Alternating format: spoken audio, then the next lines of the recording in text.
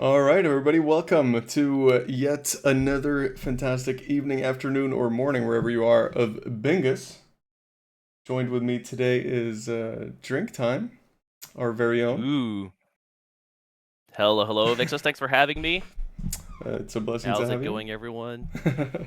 So, yeah, today we're going to be watching a match between. We actually got two matches on the agenda today, but the first one is going to be between Bonk and El Sai Speed Boost. Really curious to see what's going to happen in this matchup. Uh, Yeah, definitely want to be one of the most exciting matches we have coming up in this group stage. yeah, for sure. Yeah, I mean, both teams are stacked with incredibly experienced bingo players. Yeah, I think this is going to be a really exciting match. Both of these teams are not only very good at execution, but strategizing and really choosing squares that will forward their chances to win. So I think this is going to be really exciting. Yeah, I expect to see a lot of fireworks, a lot of things happening. So, Yeah, definitely. let's get ready for the bangus. Ready for the bingas. Right. And as for now, it looks like the chat's behaving, which is good. And the I brackets are available somewhere. I'm not sure if we have them available on a web page just yet, but they should be available That on the match is Bingo starting. Club Discord. Ooh, we just have a starting. board. Okay. Very All cool, right, very here we go. cool. Although I am not seeing Furtive's stream being on, I still see them as being offline. I don't know if it's gonna be You might have to up and just running soon-ish. might have to just refresh the. Refresh. I'll take a look at that.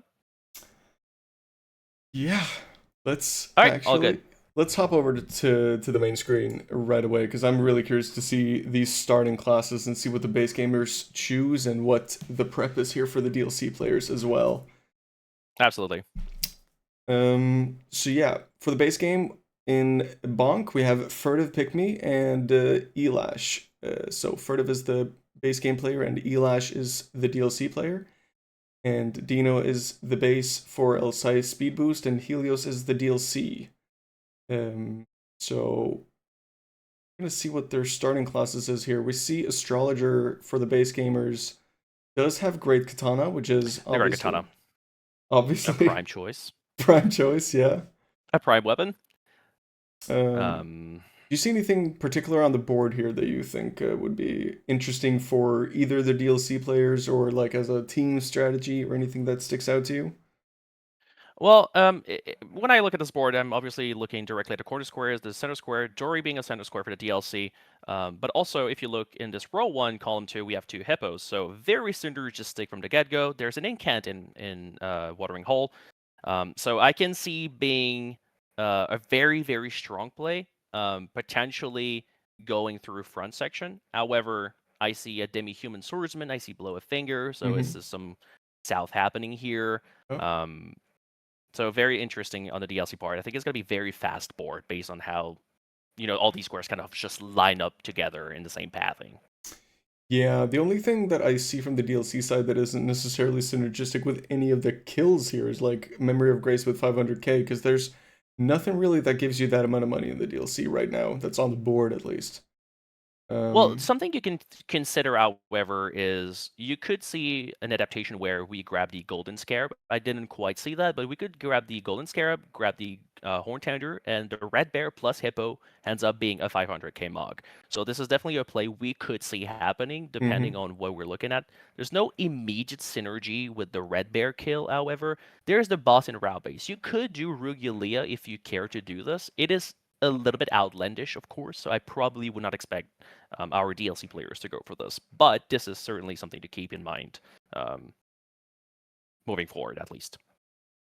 Yeah, I'm taking a look here at this base game board, and apart from two tunnels or precipice and Sleeping Golem and Landell, not a lot immediately rushable. We have the combined Mm-hmm. square of the two turtle talismans, which is, very rushable, but it is a little time consuming, at least in the very beginning. And Yep. for these combined squares, especially such as turtle talisman, that does take a little bit of time. I feel like rushing it is slightly less of a priority if it's not in a really pivotal position, like on the diagonal or as one of the corner Yeah, squares. absolutely. Um, Um, I'm certainly interested. Maybe we're going to see also Dragonkin Soldier for the base game yeah. coming quickly. They both Furtive and Dino are very, very competent, capable players, and they can take down those bosses very comfortably, even on very low vigor. So I would expect at least some amount of also going in that direction gives you access to at least one larval tier with the merchant. So perhaps starting already working towards that combined square of 7. Yeah. Seeing the setup here a little bit had it a bit Yep, wonky, all but there good. we go. So we're off to the races. Helios having, unfortunately, some issues with the gravestone skip, so he's going to be pulling behind a little bit, and Elash is just comfortably running towards Egon's, as our base game players are just riding the elevator. Mm-hmm. Although Furtive, ever so slightly in front on opening this door. And we've seen already 2 different choices for classes, so Yeah. Dino rocking that Great Katana, and Furtive going for the Bloodhound's Fangs. Yeah. Um, Yeah, I was a very, little very bit interesting. curious. Yeah, I was a little bit curious about this choice here.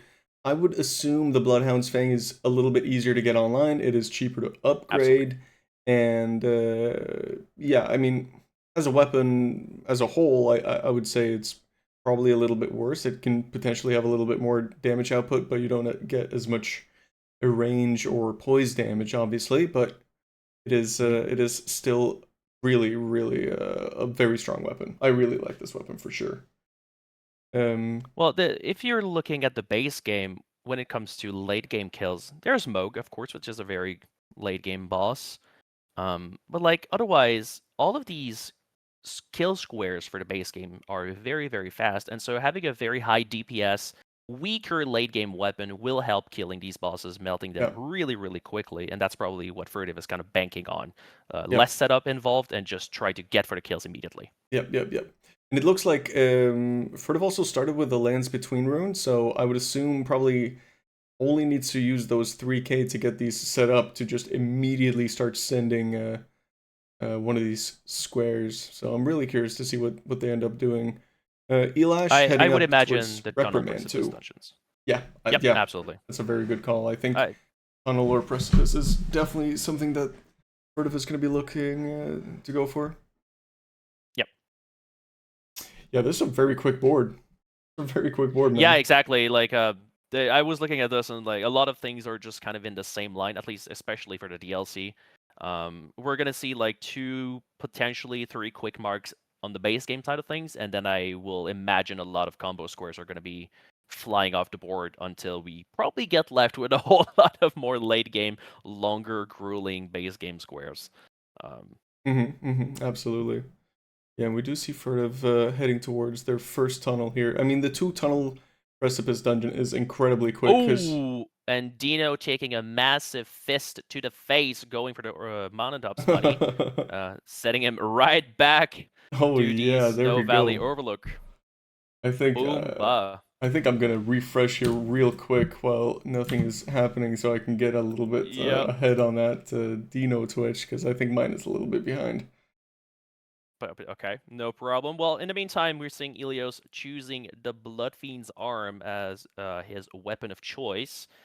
Certainly a more than capable weapon. Very high requirements though, so we'll have to just see how that kind of pans out. Only to plus 16, very heavy and though costly weapon to upgrade. Oh, and having a slight issue on the TL skip. No problem, porting right away.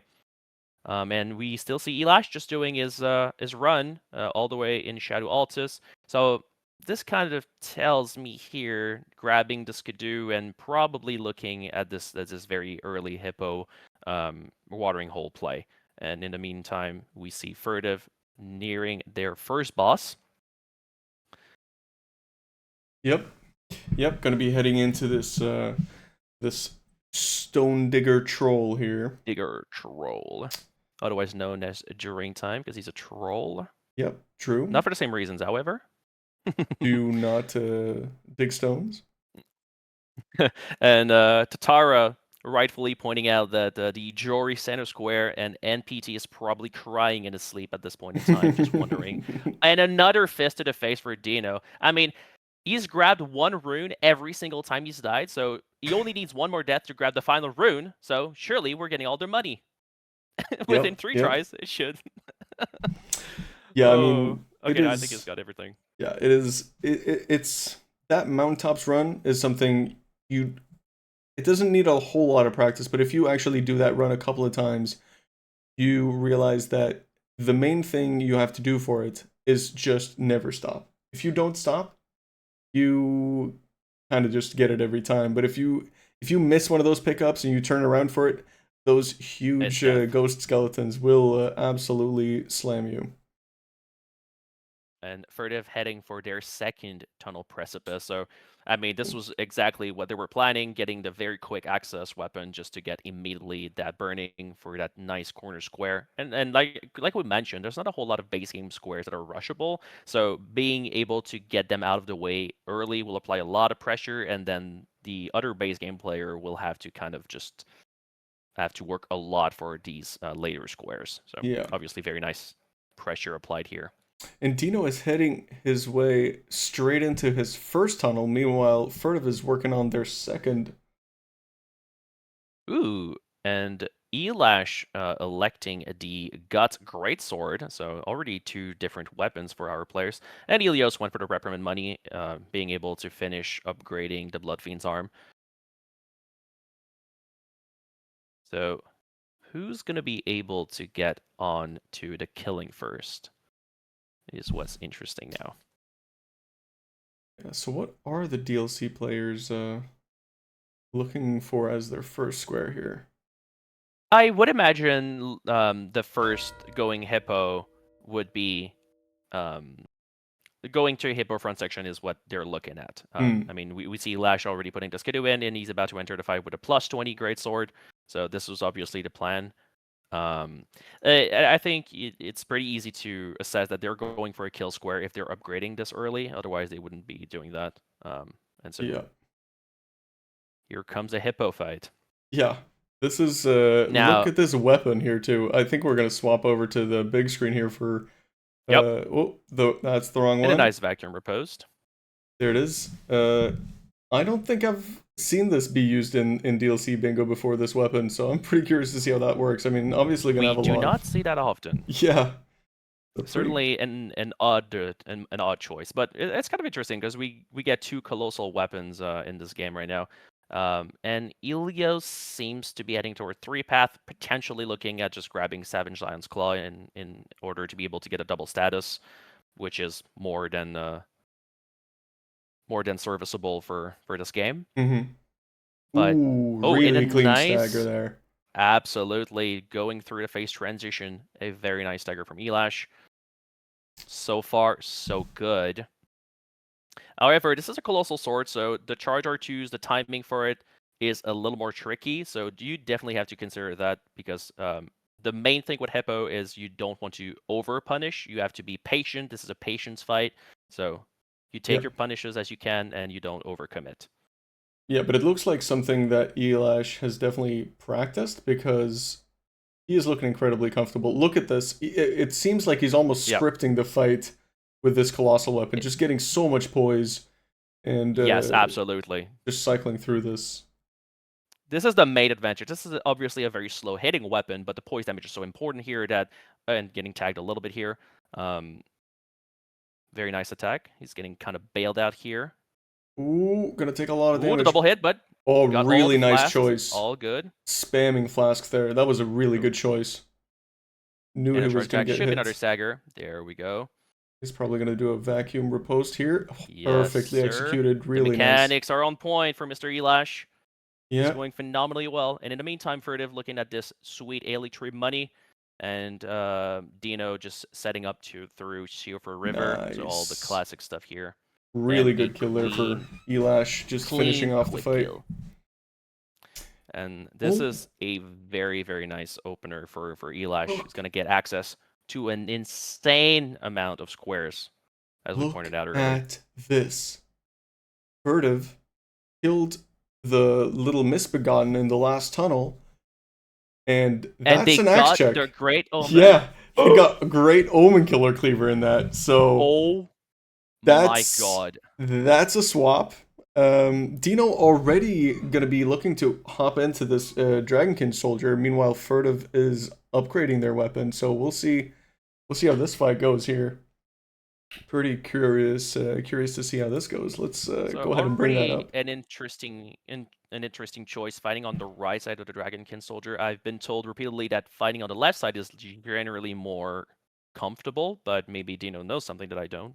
I mean, he probably definitely does actually. I know nothing. But a nice stagger doing very nice damage on the head, which is very, very weak. Yeah, It's gonna take a this while though on this +0. Not +0, but yeah, plus and definitely 6. no, this is a +0. I would say this This is is almost not certainly a +0, right? +0.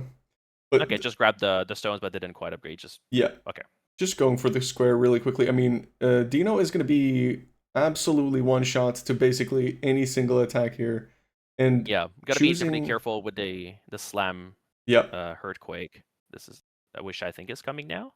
and Dino is choosing to fight this like really head on because I've seen a couple of people use the tech of being behind one of the legs and getting dragged along, and you can just like get a lot of punishes in that way for basically free because when the dragonkin turns you actually get dragged along with it. Something you see often with Romina. Oh, oh, gets Getting fully tagged well.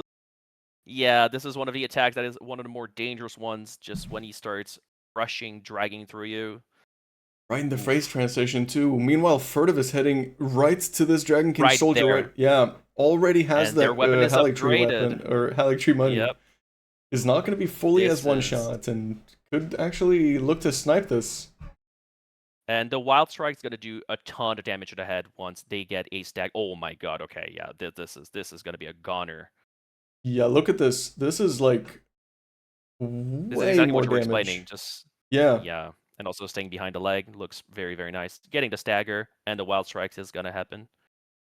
Okay, just electing for nice R1s, okay too, more I than think this might be serviceable. the right choice there, just to save a little bit of stamina, making sure you actually get the follow-up hits here. I don't mind this one bit. Yeah, not getting stuck in the animation of the Wild Strikes, which could cost your life. You Oh don't my need to do that. god, look at Look at that. this damage. Really nice And positioning here this too. is But Dino okay, catching very up. nice dodge.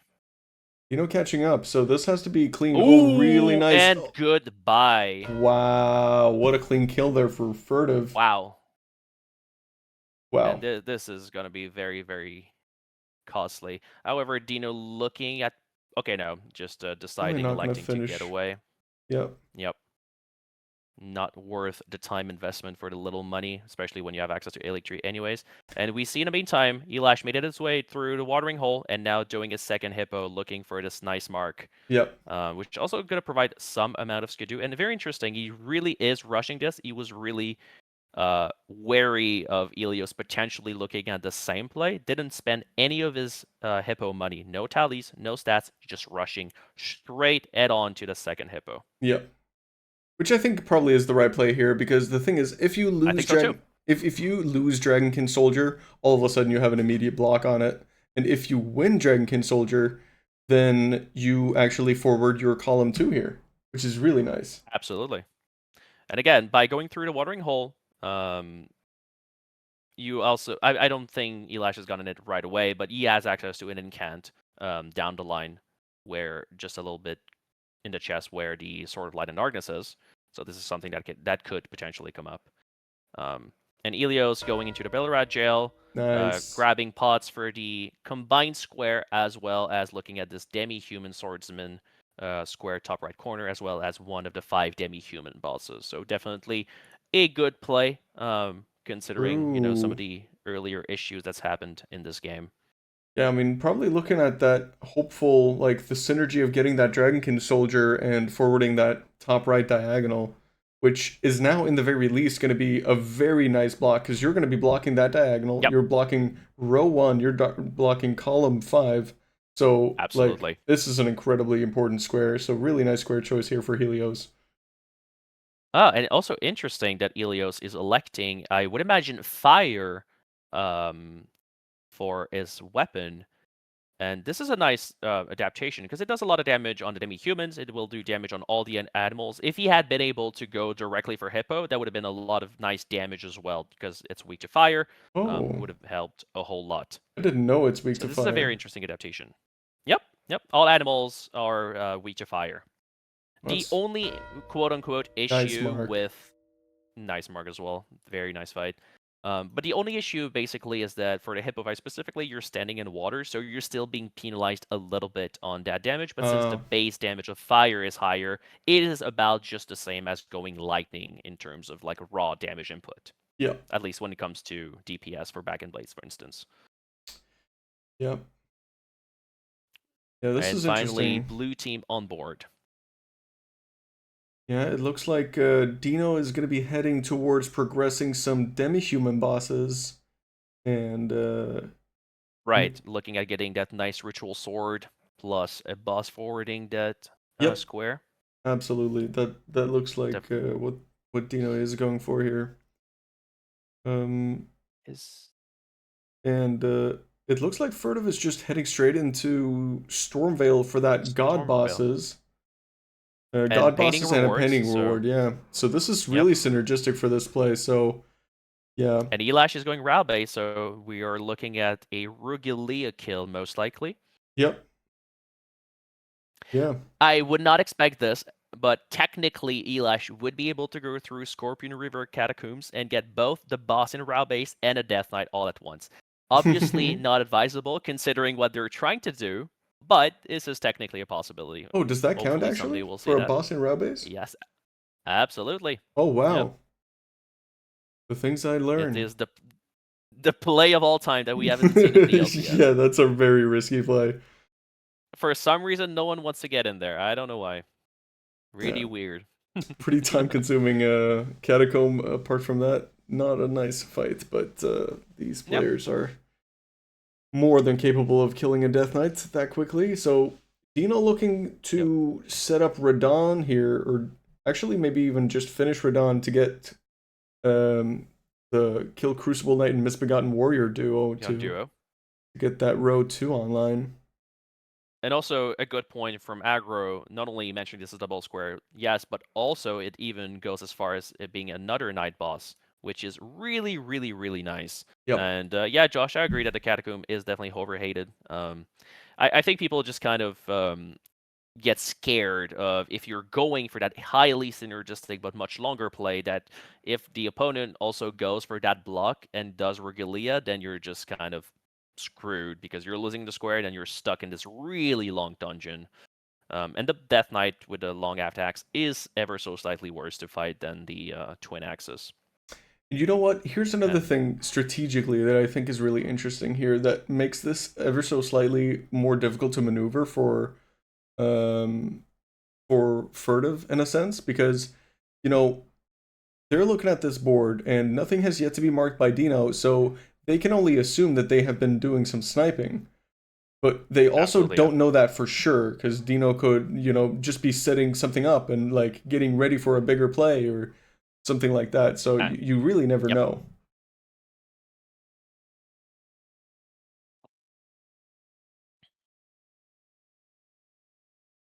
Having a nice fight Uh, here on Radon so far. Doing some scripting here to make sure the boss behaves. Mr. Radon. Oh, Definitely one of the bosses. damn it. Ooh, we just had to talk. We Yeah, just had to say something. I'm so sorry, Dino. That was really unfortunate.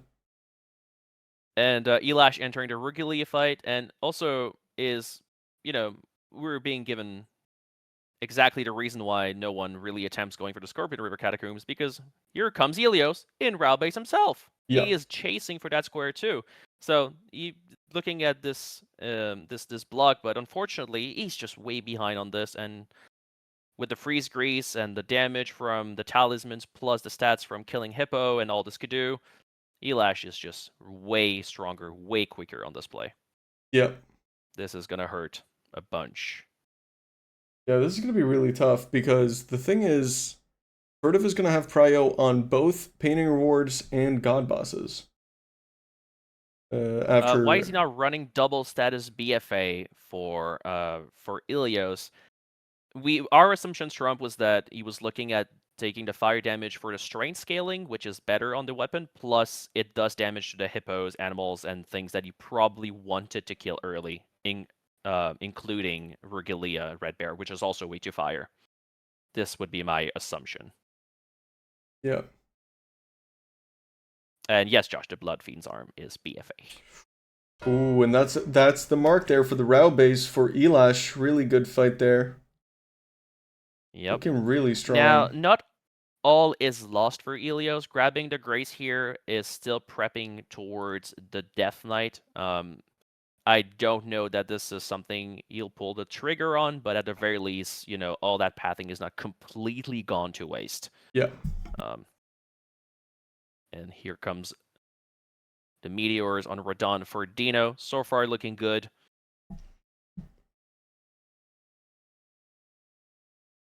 I'm trying my absolute best to not caster curse this.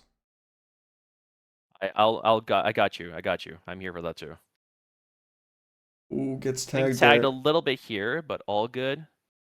At least gets the scripted attack. It's a nice punish there. Ooh, and that should Just a be few the more, and kill. that's a stagger. And that's all she wrote. Really nice kill. Yeah, and that's a lot of money here for Dino. So, 110,000 popping that remembrance is nothing to sneeze at for sure.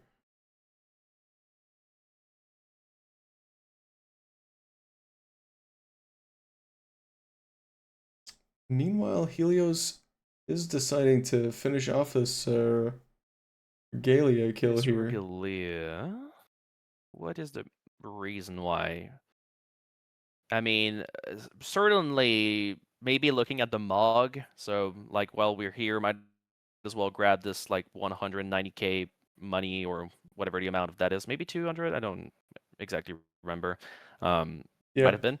And Roar of Rugilia. Well, it is going to be randomized, of course, but I believe Roar of Rugilia is an incant, right? So technically should be working towards those 7 incants. There, yep. So that's going to be also an incant for Helios, which is, again, not exactly what you would be hoping for going there, but at least not all is wasted. Ooh, and Oh! Furtive getting demolished by Godfroy. Yeah. Yeah, that's a pretty tough fight Not a sometimes if you have pushover. Yep, low vigor, and bigger, it yep. looked like they were really really stressing that fight a little bit. Could have probably played it a little bit more patiently, which I will expect them to do here for the next attempt on this boss. Really going for that God boss's play, and here's the Yep. thing: this God boss and Painting Reward, both of these are relatively long squares, and it is Yep. not something that you immediately show any progress Want to be on. sniped on as well? Yeah, Mm-hmm. very Sure. true. So And it's not like, something you don't want to be sniped on as well, like very, very risky, yeah, potentially. because Dino has absolutely no idea that they have already been to Stormvale. Mm-hmm. Yeah, there's no indication whatsoever. Yeah.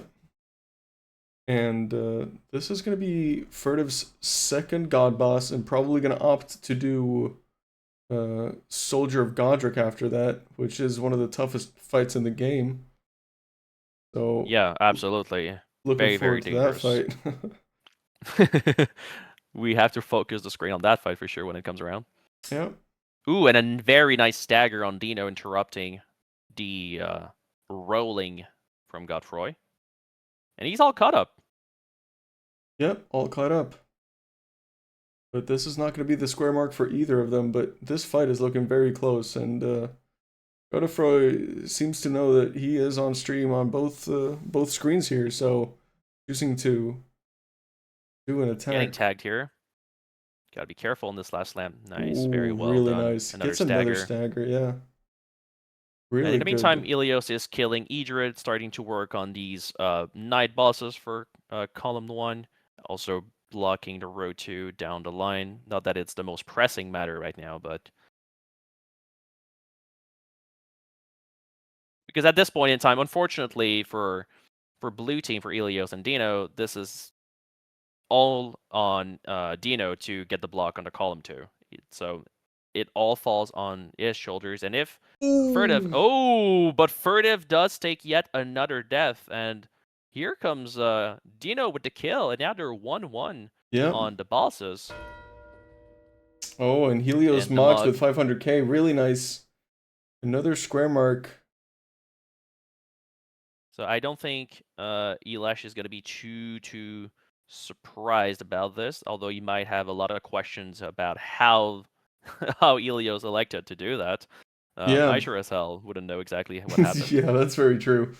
Because there are so many ways in which you can choose to do that, and yeah, Yep. I would expect Elash to have absolutely no idea how that happened, but I think One certainty I would say, however, is that this was not a golden scarab, golden tender, because Ralva and Hippo would have been, much quicker, and therefore, Ilios would have marked that mog way before if that was the case. So so it has to be some kind of other combination of bosses, or at least more bosses than that. yeah. And Dino looking to rush this God Square here, looking to snipe Furtive, going for this Godskin So, Apostle. an apostle, right? Yep. Okay. And that boss is much less tanky than Godefroy, but I would say is technically a more difficult fight. But that's because I just don't like that fight. I've been practicing a lot of Apostle and Nobles through random races, and yeah, so far Apostle seems to be the tougher nut to crack for me, at the very least. Yeah, I'm not very comfortable with that fight, but we'll see here if Dino is more comfortable, which I expect him to be for sure.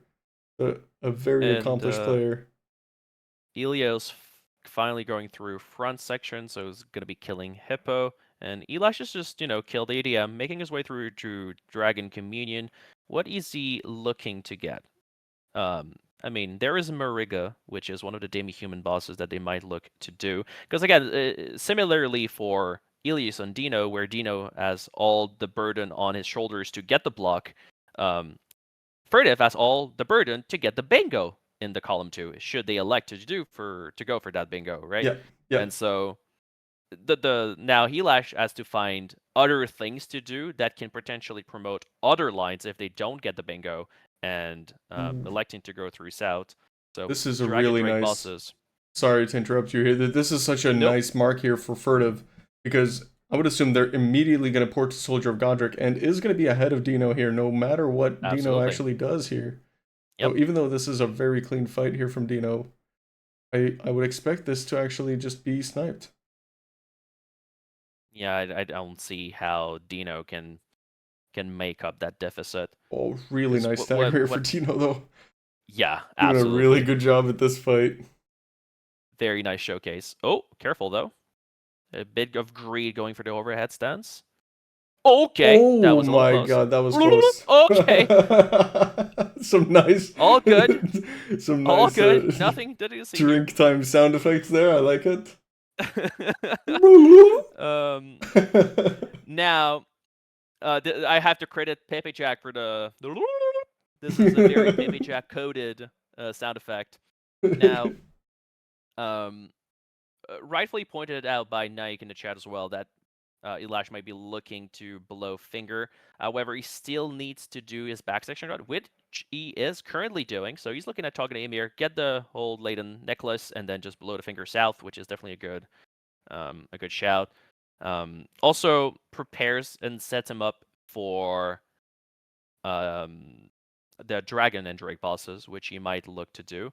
Because at this point, if Furtive gets the bosses, which they should be getting at this point, because they're running towards Soldier of Godric,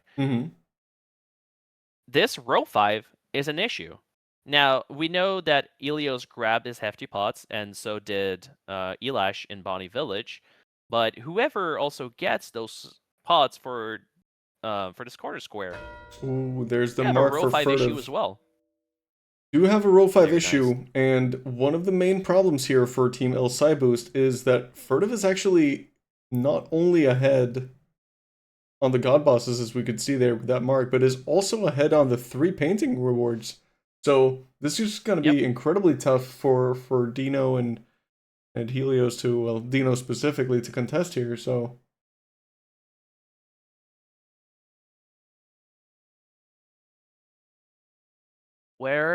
What are we doing?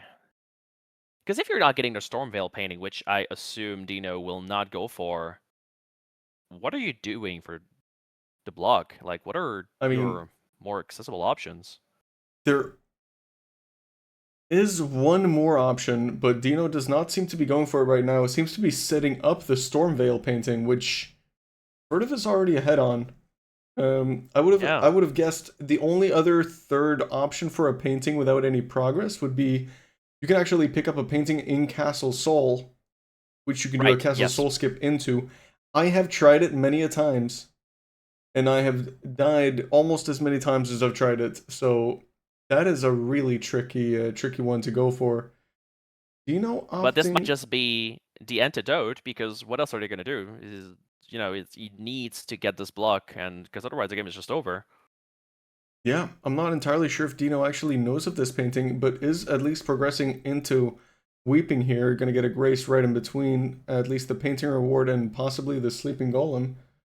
But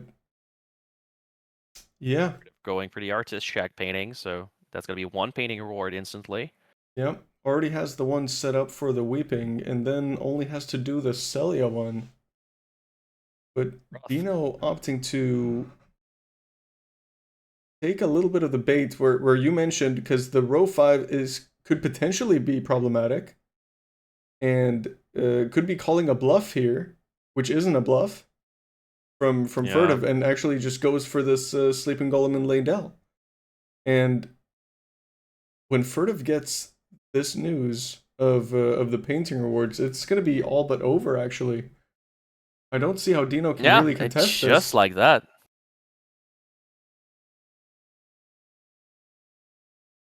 And you Wow, can tell Dino is starting to feel the nerves of it. He's scrambling, looking for where to go. yeah, this is Like, looking this really is rough. And I mean, this is what it feels like. Dino has just been ever so slightly one step behind, and it seems like, weirdly enough, even though I would probably take the bait of going the Great Katana, it seems like that is one of the reasons, because Furtive just had a slightly quicker start into this tunnel and precipice, was able to pivot to the Dragonkin, and just had a cleaner fight because they ended up being +9 for that fight already, having done And both of those unfortunately tunnels. for Dino, the gambit for Furtive grabbing this slightly weaker but faster weapon to set up into getting a very much late game beast of a weapon for it too is like a double rewards, right? You're double dipping, you're getting the square, and also you're getting the best weapon that you can possibly get out Yeah, of that check. So it's just, what can you do? Sometimes it's just the gods of Bingus are talking, and they're not talking to you; they're only talking to your opponent. yep. Second painting reward for Furtive, really committing into Just this Celia painting. yep. Really I mean, nice. the closer you get to this bingo, the more you're convincing yourself that, okay, maybe I can actually do this. Okay, I'm going for it, Elash. I'm going for it. Yep. And And there's here's the Blow a blow a finger Finger, coming for Elash. turning And you that know what's diagonal online too. exactly, to make matters worse, you know, Elash is already in the watering hole, and so he's already close to Jory, which he's gonna head to. So they're setting up this other threat, and then the 3 ever jails to 2 jails is an awful block for blue team. It's just, there are fires popping all over the place. You just cannot stop them all. And even the first one seems to be completely unstoppable at this point. Yeah, it should be completely unstoppable unless Furtive gets stuck on this skip here for another 10 minutes. Celia skip for the next 30 minutes, yeah. Well, here's one, Temdo. That looks nice, though. That's a And nice that's angle. Sleeping Golem And, for Dino. yep, taken down. Nice job. And this However, should this give, is going to fully cement, yeah, yeah, the victory exactly. here. This is going to give And all the see information Elash Furtive already needs. smiling behind his camera. He knows. He knows this is just about over, and they can finally, breathe a sigh of relief. You know, they were so stressed about this matchup, and here they come with just an insane bingo line, just fully committing, making the right calls, right decisions, and it paid off. Yeah. But you do have to feel for Dino, who was just ever so slightly behind every step of the way and just was not able to get anything to assess to not assess but to block that threat. And then, you also have to feel for Helios. There's just nothing he can do there to help his partner get the block. He was sniped on the Rao base, on the 2 hippos, just everything just kind of just not Yeah. working out for this team. It's really heartbreaking. I mean, it all comes down to this Dragonkin soldier death, which was incredibly unfortunate because Dino was already there, way ahead of Furtive, and was going to get that mark, but unfortunately dies in that fight, and it just ended up being an unstoppable line. And both, Yep. Helios was behind on Elash for the route base because they just assumed that they were going to get that Dragonkin soldier, and didn't get that Yep. one either. And then it was all up to the base game, and Dino unfortunately ended up just being a little bit further behind on both of these And I squares. imagine Oh, really nice I position. think Furtive is fine. Yep, there we go. Just colliding with the branches, Wow. still And that's going to be going it. to net you. Yep. We should see the mark. And Wow, bingo there. boom! Really nice. The thunder crashing. Oof. Wow. What a match. What a high octane quick game. Yeah, very high octane match. I'm still hungry. My appetite has not been satiated. I'm still. Are we done already? What's going on in here? Well, there's more bingos yet to come soon enough, my friend, so don't Absolutely. worry about that. A Holy. 36-minute bingo. Well, we've seen faster bingos. Yeah, thank you, That Nike. sounds good. Thanks to you, Nike. Because I think we'll probably want to throw everyone in here at the same time. That's kind of how I like to do it. It is a little Yep. unconventional, but I like to get the yappage starting as quickly as possible because I want to hear people's ideas and what they think about the game. So And Noya requesting for the post game to last as long as possible. yeah, no worries, Noya. Yo. Hello, Elash and GGs. Furtive. Congratulations. GG. Thank you. Thanks. Drinktime. Yeah, really well played. Wow, what a game! What a game! What a game. And What a welcome in game. Helios Hello, Helios. Hello. and Dino. Hi, Dino. Oh, GG's. GG's. Close game. Close game. We got them so Okay, hard. we have so many questions. Close game. Very close game.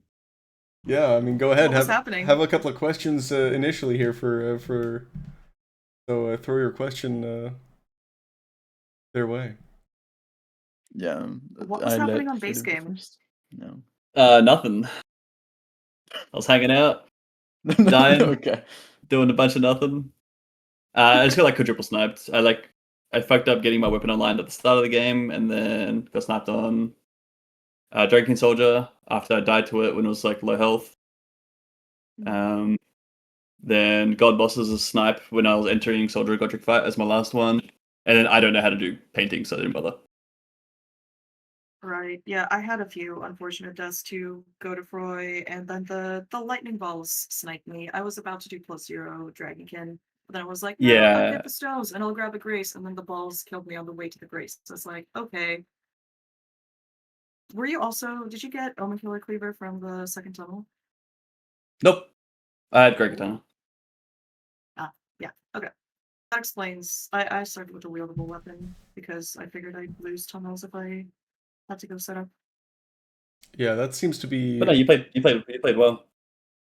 Yeah, it seems to have been like really very much up to this because I think I probably would have made the same choice as Dino, choosing the Great Katana here for sure. But very nice choice there for you, Furtive, to just acknowledge that you can get the Bloodhelm Claws online with the Lance Between rune and just immediately send those tunnels.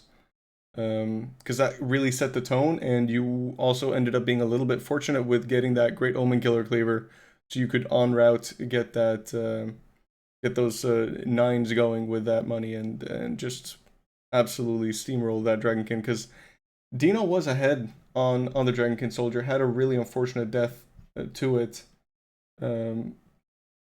I've never seen him do that move. I thought only Noxtella one did that tag. Yeah, no, sometimes that dude does a little weird phase transition.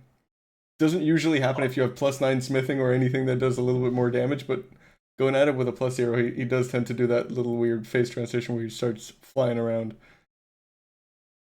Okay, yeah, you went +0 for that. Yeah. And just quick questions. So DLC, you went Onze? I'm not gonna lie, my whole early game was a mess. That serves me right for not practicing more, because I kept thinking things were in the wrong place because of I'm used to other stuff. I was warping yeah. around a lot because I was confused, and it took me a Mm. while just to get all the pots and get Onze. I wasn't expecting Column 2 to pop up as fast as it did. Yeah, it's pretty fast. I mean, like 2 hippos is kind of a rush square, and like especially with Jory on the board, and like when you marked the human swordman, I was like, oh, I can just sit on Jory for however time I want. Did you have Oh, any you did progress with those Jory hippos? at the end? Yeah. Just Oh, with no, I Jory. didn't. Go. Okay. I was going How'd you for get the Jory right now. 500? I killed Onze, I killed Regalia with a foot, and I killed Idrid. You mean Rava, right? No, I Nope, killed Regalia. actual I was Regalia. chasing Rebes, I got sniped. I was like, I'll kill it for the Okay. incant. I killed Regalia as well, but not Yeah. with Tinder. I just wanted the square and incant as well. Yeah, that was actually one of my questions. Was there any stock put into purchasing Golden Scarab and getting the Mortharin's Golden Tender to do Ralva into Hippo? Or were you just always thinking, I need to get access to Hippo as fast as possible, get my feet wet in the watering hole, and just get that square right away? About me, no, I just wanted to brush it Yeah. straight away, Okay. and like Yeah. I thought about 500k, but Gut Sword is so expensive. Oh my god. Bro, I spent all my money on that shit, and I could get it like, what was it, +21 when I entered the Hippo fight, and I had no plus money 20. whatsoever. You on plus 20, yeah. Jesus Yeah. Christ. It was a really clean fight Plus though on the 20. hippo. It looked like you've almost Yeah. fully scripted that fight with that weapon. I mean, it's a colossal. Yeah. It's like the poison damage is always pretty much the same. It's just like you get hit. That's the only issue. When I had to chug, I got scared. Yeah, definitely a close call there. But you know, you drank nearly as fast as you could, so you just chugged it all the pain away. I was waiting for the move to come out. I was like, I need to be ready to heal, because if he does it, I'm chugging. Yep. But yeah, and when you marked the Human Soulman, I was confused. For a second, I thought you went south, and then, like, I guess with Jails and Pot, you felt like it was a better play, but like it just doesn't give any map, and this format just needs so much map to work. So I mean, the thing is, I would assume, because we identified, obviously, as probably all of you did as well, that this was going to be a really, really quick board, regardless. And I think I really liked the idea from Helios and Dino to actually look at that top right diagonal by getting the Dragonkin and the Demi-Human Swordsman into the pots. So that was going to be a really, really rough line to contest, and I guess, Elash, you probably would have had to commit to incants. Even though you might have been ahead on that, you would have had to commit to that, so that would have been like a really strong threat for L-size speed boost. Wait, we were going for the top right diag? When were we doing that? Apparently you were, and it was a That's really what good it looked idea. like. That's what it looked like. look. I you think don't we see it. were I think we were kind of saying that potentially this was like the way out of this because of the early Dragonkin, the Demi-Human, the Honze, and then Ilios, you had grabbed your FT pots a little bit earlier, so this was already kind of working towards that square, so there was some amount of it was stock just towards that. there's an option. Yeah. But it wasn't something we were rushing. No, that square, yeah. at least. But just as an option, it looked like that's kind of what you were splitting into to create your own threats. Dude, I just had no business killing Radahn in this game. Why'd I even go there? Get Radahn? Yeah, when he killed Radahn in between god bosses for funsies. Okay. Yeah, I was wondering, but I didn't question it. Well, you were obviously looking at the Crucible MSB God and Duo, and then the night bosses. No, Night level bosses, tiers, you know, level tiers, big, and 7 big. incants. You wanted to synergize level tiers and 7 incants in base Yep, game. I want to send my Real. incants over to the DLC player. Yep. real. Yeah. Oh Just my God, okay, it's okay.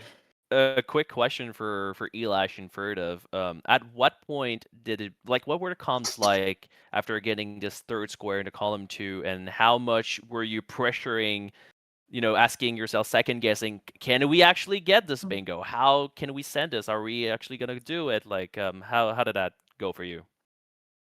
We saw that column from the beginning. Mhm. Hippos was a good play because of the money, the incans, getting something in row 1.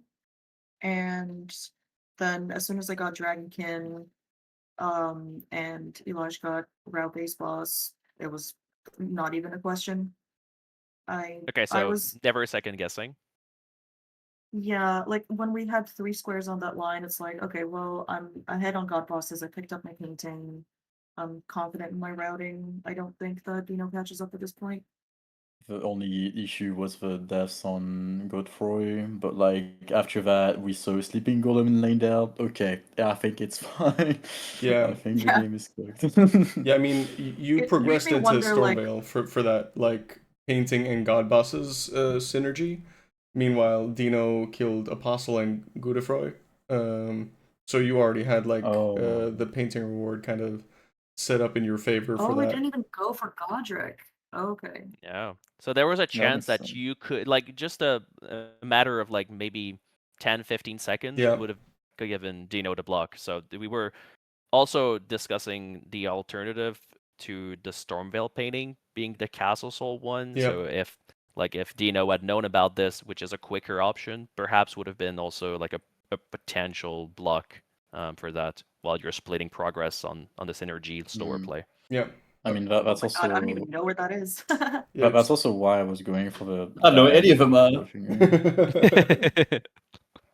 was going for the diag with Blowfinger and then Jory. Like the Yeah. point was not to push the diag because like he marked him a human soulman just to send him there, and as he does that, I just claim Incans, Dragons, and like maybe Total Tasman or something. Just So I'm curious whether the other team had threats that they were what threats you were trying to make on this board. What was your plan for this board?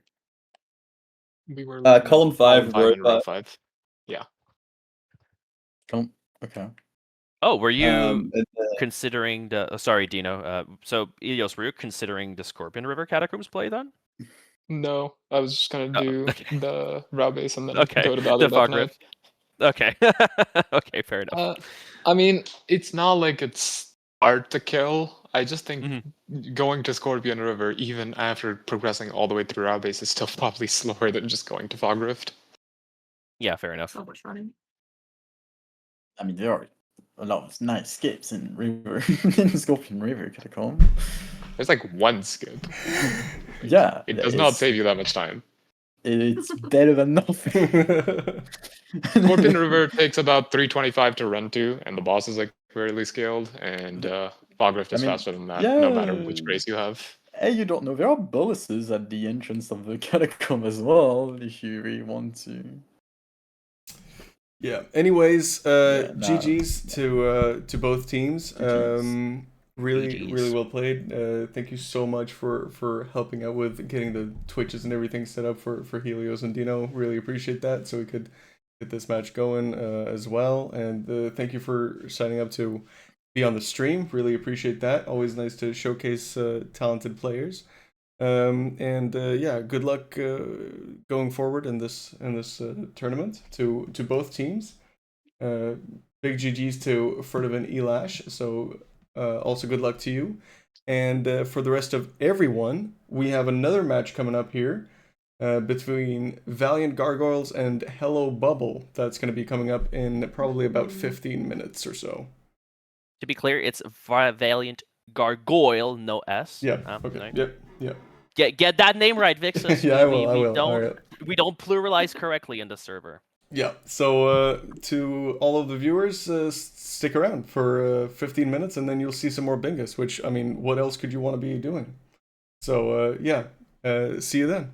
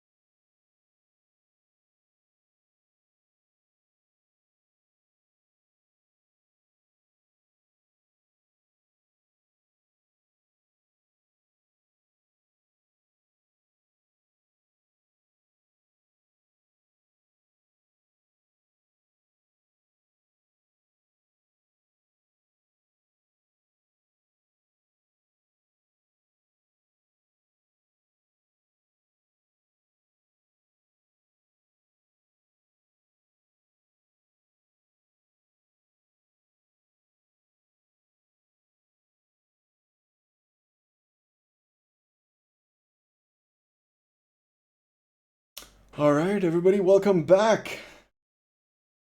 Again, joined with me, or still joined with me, Drinktime, Yes. for another game. Yeah, apparently we didn't grow tired enough of me. Listen, after a 36-minute bingo match, might as well say I didn't even get to cast at all. Yeah. Hopefully we have a bit of a longer game today. Well, at least on the second match, rather. And so our players are ready. So I'm just before we keep on the yapping, I'll be sending the game. So starting the match. Nice. Center square We're gonna get predictions, this board Melania. revealed. I'm gonna go with Moog PCR. Mobies, Grail without status effects. All right. I got scared. I blurted something. Yeah, let's yeah, Grail without status effects is definitely rushable. There are a couple of early weapon choices that can make this a lot easier. So let's hop over to the main screen and see what the starting classes are like here for the base gamers for that center square. Where are we looking? Ooh, options are. I mean, the Wretch is Nagakiba, but we're a little far away from that. So Vagabond with a Spike Club seems to be one of the more comfortable early choices to go for. However, Hero with Jawbone, Bandit with Smith's Crypt Axe, all very close to be wieldable instantly, seem to be potential options. Yeah, I mean, what's interesting is when for the whole board, at least for the base game side, the quickest square is also the center square. It's so difficult to just give it up for free. So I would expect both of these base gamers to try and contest this. Mm-hmm. Absolutely. If we're looking through the DLC side of things, however, I see the Rolana, which these two players, both Noya and Rosa, are more than capable of doing this boss very, very early. So I expect this boss to be taken care of quite rapidly. Yeah. 4 level tiers is also a pretty quick square, and I think Rosa mapped out the very fast 3 level tiers routing, but what would be a 4th one? I would imagine in Shadow Altus would be my bet. Yeah, is that something you would want to route in with as quick of a larval tier as possible, or something that actually gives you a little bit more map, or both? Yeah. I am also kind of curious. We're seeing a lot of these squares that we've seen in the previous board, namely the Rao-based boss for the DLC, the Blow a Finger. Now, the interesting thing too is in this row 1 for the DLC, we have the Rao-based boss as well as this Paired Ashes combo square, which there is in the form of Ornus, as well as Tailu in a Tailu's Forge. So these two squares can come off the board really, really quickly, especially if we're going in the A League tree for the money, grabbing Finlay on the side as well. This can come out very, very quickly. Yeah. Yeah, this, I will say, compared to the previous game that we saw, we're about 20 or 15 seconds away here from starting for everybody. We're having definitely a more of a kind of a mid to late game board here, at least for, I think, has some mid to late games sprinkled in as opposed to the previous game. So I'm really excited to see here both base gamers definitely choosing the same starting class here. Probably going to be using it to the Grail without status effects, and absolutely starting off with that, that's entirely a hitless square. You cannot get hit by those Dragon Barrow scaled dragons one bit. They will absolutely kill you. And also, kind of interesting, there is a lot of Crucible Knights synergy on this board, right? In the base game, we have the 4 Crucible Knights still in row 1. In the same row, we have the Crucible Knight Misbegotten duo, which is not necessarily an easy fight, but still works towards the square. And then we have the 3 unique types of Crucible Knights in column 1. So a lot of synergy with those Crucible Knights, and I probably would expect this to be a very nice play to go for down the line. Absolutely, and Crucible Knight not only synergizes specifically with the Crucible Knight Misbegotten Warrior duo, but also synergizes with Radon, which isn't explicitly a prerequisite for the Crucible Knight Misbegotten Warrior duo. However, it does make it a little bit quicker. And when you actually kill Radon, you get access to the Siluria Crucible Knight in Yep, and underground. yeah, and then you also get 2 more Crucible Knights accessible to you. So I would imagine Radon would be incredibly strong on this board for the base gamers as well. The other scary thing that I can potentially see, although Academy doesn't seem to be particularly popping out as something strong, right? Because you have the imbued sword keys, of course, but it doesn't really have explicit synergy with the rest. However, I'm still looking at 4 level tiers in the DLC, and in the same column, 8 level tiers combined square. And combined with this Radon play, and then the Yeah. Crucible Knight Misbegotten duo, access to these tiers underground, this column can be a very quick threat, and sending your opponents to block through the imbued sword keys in a very weak Academy board is really feels bad. Absolutely. I mean, that's an incredibly time-consuming square. It is only 1 pickup for the DLC, so it is almost exclusively a base game square, because it just takes so much out of the base gamer to do that. Yep. And for the DLC, it doesn't feel nearly as bad because Rolana is on the board, so you're already heading towards that direction. So grabbing your key is just like, okay, well, let me just grab this, and then whoop, let me go back and do the whole spiel. Yeah, you're gonna be right there. And Paperjack mentioning Rosa skipping the Egon's Grace and the level tier, which he was, using as part of his fast route for level tiers. So what does he have in mind? Because he's grabbed the first tier. Also having a bit of an issue on the skip for Noya, the TLU skip. Gets a quit out on time, however, so you'll be able to get back right on top of that. Mm-hmm.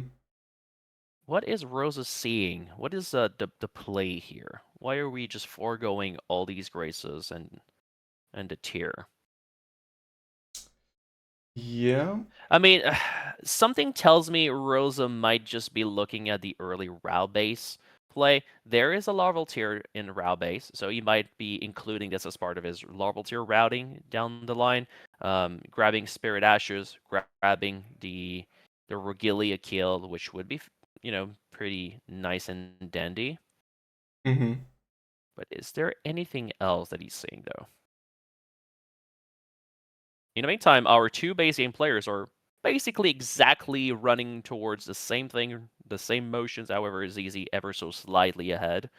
So it seems to me that they might be looking at doing the Sacred Flask charges, or just kind of regular setting up, getting their stones.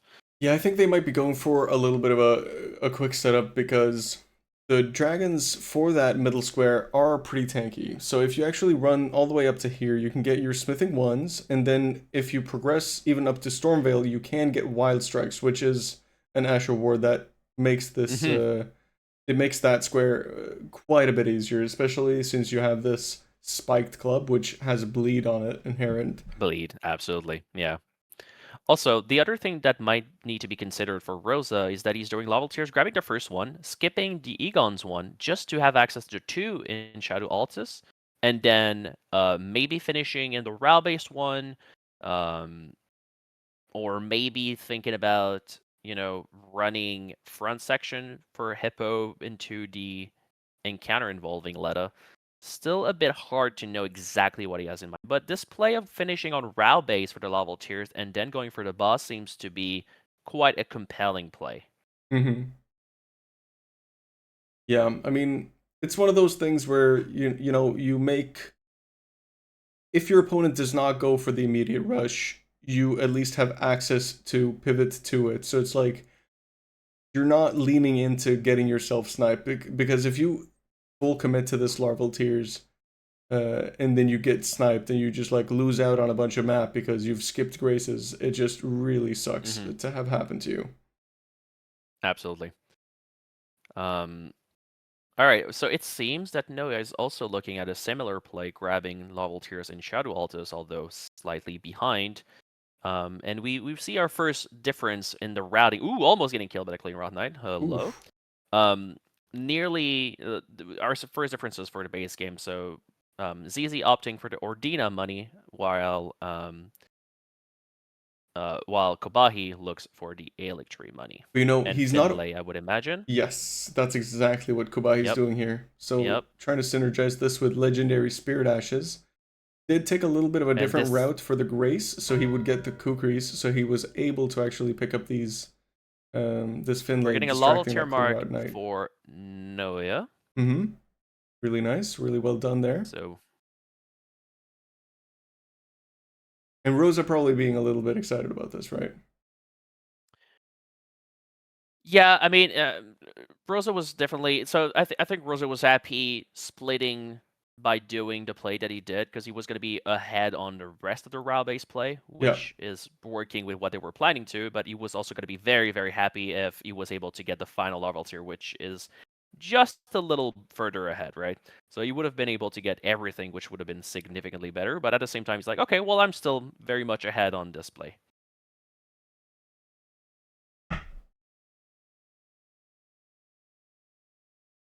So a roundtable hold visit, I would imagine the long after axe could be a potential shout for our players down the line. Mm-hmm.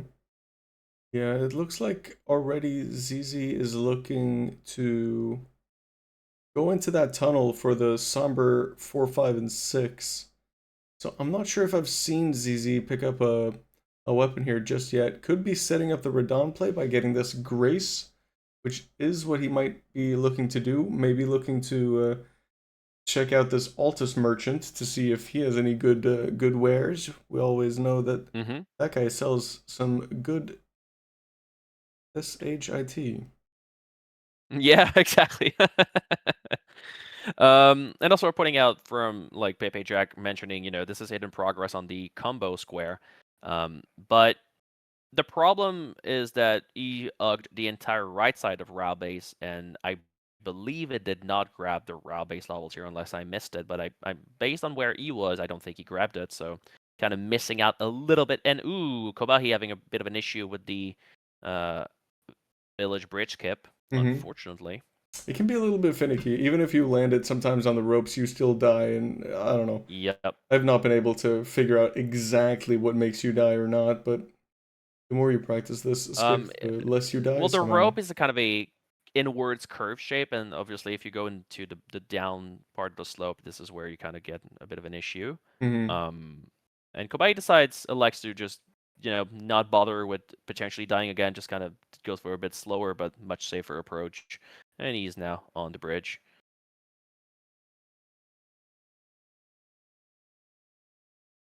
Now, Rosa grabbed Ornus, so 2 legendary Spirit Ashes grabbed for Valiant Gargoyle. Now, what is Rosa looking to do? Is he going to grab the Grace not too far from Rugilia and then pivot to Tailus to finish the square? Or is he just going to go for Roundtable Hold, looking for a weapon, and then trying to get the kill? No, did Rosa pick up a legendary here? He did grab Ornus in Rao base. So Khobahi is already... No, Khobahi is already on his way to the Cemetery Shade. Cemetery Shade, okay. He's going to finish it. So okay, he's going to finish it, and Rosa's probably looking at this boss in Rao base. Rao base boss, absolutely. Yeah. But so Noya is a little bit ahead on weapon setup. Because Noya already has a rotten Great Axe set up. But he's running towards back section. Yeah, so what are we looking into the back section? We haven't quite looked at that specifically. Could look to blow a finger. There's the... Yes, absolutely, which you will need to talk to Emir for. Then there is the dupe square, bottom right corner, which is the quickest dupe for for DLC rather. But otherwise, nothing really screams back section, right? Like, yes, this blow a finger is obviously a nice square to go for. But overall, I don't know that back section is really something I would prioritize on this board. It seems to me that front section is a little more interesting. A lot of Golden Path squares, namely the Leda Companions, the Radon, the actual NPC encounter involving Leda in front section. So it's kind of hard for me to understand why Noya feels so compelled going back section early here. Unless his plan is only to grab the Emir Grace, talk to him, get the necklace, and then straight go south, which has some amount of squares in there, namely the Demi-Human Queen, Merga, the Finger, as we mentioned, and the Dragon Synergy combo square on. There's column also two. the combo square dupe, a remembrance, and a mausoleum, at a mausoleum and a coffin, which, Yeah, absolutely. given that Which you would do from- ZZ's already progressing towards Radon here, I would assume that they might be looking to have this Radon But- play done pretty quickly. And I mean, you get the larval tiers. This column 4, like you were mentioning, is like an incredibly strong threat. I don't know necessarily why you would want to go back section for that, but the other thing for me that is kind of a little nice mark there for Khobahi, by display. getting that Yep, legendary closing Spirit on the Ash. Spirit Ashes. Absolutely. The problem for me specifically, I just kind of see that if you're interested in doing level tiers, well, Noya should have probably grabbed the one in back section that he passed through. He didn't necessarily go for the immediate, blow a finger play through Ymir. It's like a lot of things are just kind of not really adding up. And if you're interested in duping for Elo Bubble, you're even more incentivized to stop your run back section there and try to go for Relana early, because that is the remembrance you're looking to get as a square itself, and as well as your dupe option. It's just faster. It looks like ZZ is going to be going into Radon here. I'm going to be curious to see. I think he only has set up all the way to +3. It does have frost greases. So, yeah, let's take a little bit of a closer look at this. Absolutely. I reckon he grabbed the smithing force in Kaled, so maybe he's all the way to +12. I don't think I couldn't see when he picked up the 2s and 3s if he actually did that. He did go through Sheerfer River. Okay. For them. Then it could be all the way to He +12. did, yes. So I think he's on +12. And also the Great Axe check for Rosa ended up being the good old Omen Killer Cleaver. A nice sturdy option for the DLC. Oh, really 2 in the nice. pool means it happens all the time, almost. A little more than we would like to see, but, good for Rosa. This damage looking really nice for ZZ. Oh, it's Yeah, getting stuck by the NPCs. Can't go around for the riposte. Yep, a good old Lionel stuck. Helps that, bro.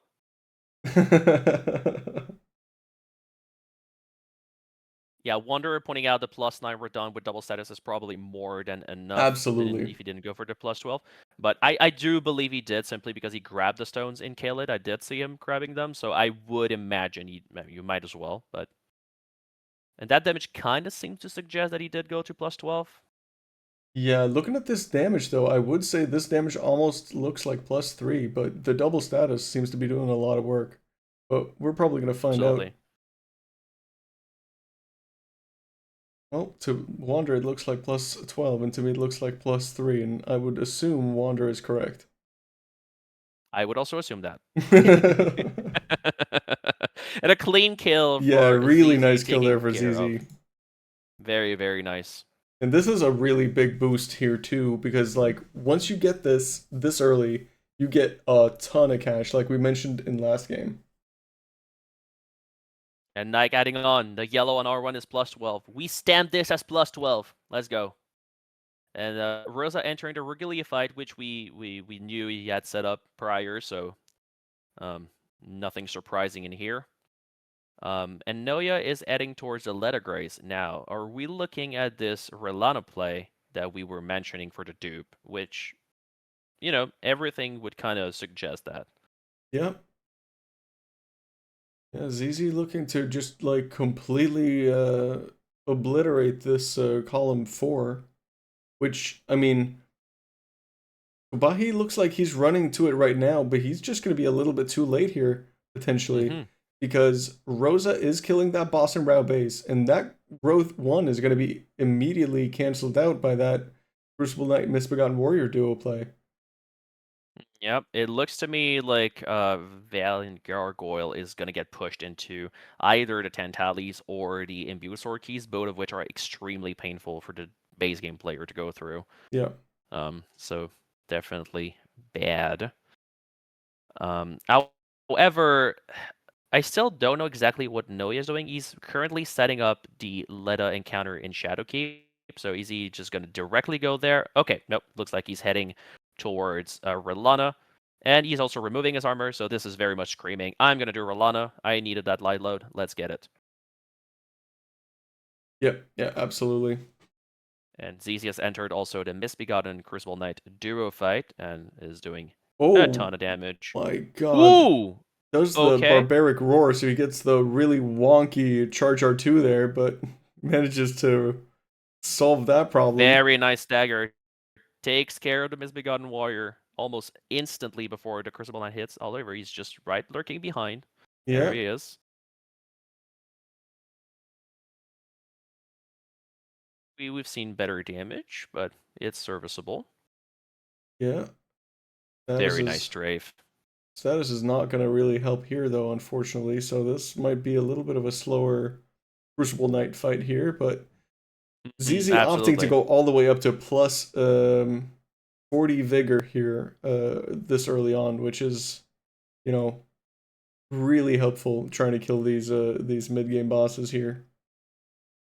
I am going to be hearing a little bit of dirty clothes here, but you know, ZZ was playing with Rosa in a practice match recently against Tom and Jack, and he just couldn't get that fight done, and so I imagine he's decided to opt for a lot of vigor in this instance just to avoid dying, you know, 4, 5, 6 times to this encounter. So definitely learn from his past mistakes. Yeah. Yeah, no, I mean, I've had some fights with this where it just goes as easy as pie, and sometimes I just can't finish off the fight.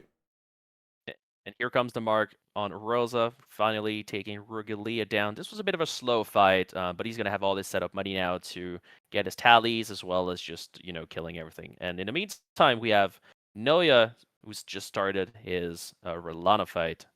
Yeah, I think we're going to hop on over to that getting as a soon nice as we dagger. see ZZ finish off this Crucible Knight Misbegotten Warrior duo. Yep. Getting the 'Cause- rod onto Relana so far. Ooh, getting tagged a little bit here. We're going to be drinking. We're all nice. So I think he might have realized he was not light load even after removing all armor, so he's elected to go back to getting armor. Oh, a bit of memes. Very nice strafe and getting the charge R2.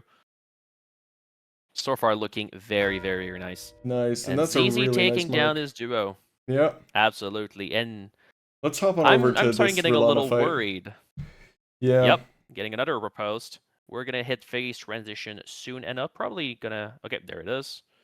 Another charge R2. Right. Nice discipline, not being greedy here. All right, here comes the current sovereignty.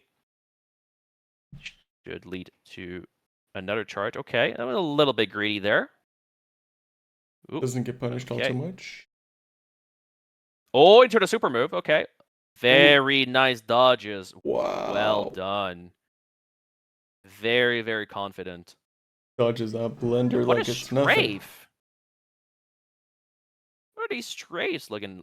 Jeez. Okay. Getting tagged a little bit here. Into the moons. Should be a comfortable dodge into a punish. Should be getting another stagger soon enough. Oh, although getting tagged a bit here. Ooh. Has to be careful. All good. Oh, getting double tagged. Okay, almost getting killed. Running away, getting his healing back up. All back in control. Probably lost the repose damage there, so. Ooh, a nice charge R2. Ooh, getting tagged again. That's Yeah, a I 5 think these flasks. charge R2s are being costly a little bit for Noya here. Very, very sensitive timing, and going for those all the time here is a little bit greedy, and I probably would not advise. Yeah, well, I'm not trying to spoil Jack, okay? The stream is delayed, and I cannot do anything about that. Yeah, and I'm not gonna refresh it in the middle of this fight either. So Getting tagged again, down to about 1 flask. Getting tagged again, Sunblades. Careful, okay. Still alive. ooh, Not quite getting frame trapped there. almost down to 0 flasks here, and the rot ticks Yep. no longer ticking. But the clock is ticking for this fight to be over, I imagine. Oh, but missing the first roll of moves. Only. Jeez, okay. Well, final flask has to do this effectively. Oh, getting tagged hitless. again. Oh, he's literally need to be hitless now. Yep. Doing the strafe, getting the charge R2. Very nice. gotta take your time. Oh, this is oh my god, the absolute bailout of a lifetime. Oh, and no stamina, and he takes No. a death to the face. Ouch. Okay. Yeah, that is really tough. Yeah, that is absolutely devastating there. That was a long fight too. It was a really Yep. long fight. Yeah, and he's gonna dive straight back in, just kind of looking through his gear. What can I do? What kind of... Nope. Okay, there's nothing I can do about that. I'm gonna be on medium load regardless, and up off we go again. In the meantime, ZZ going all the way underground, grabbing his level tiers, looking to close out on this 8 level tier square. And Rosa also setting his let out encounter front section. Is he also gonna dive into... No, okay. He's just going back to first floor from back section, and he's just gonna do the encounter.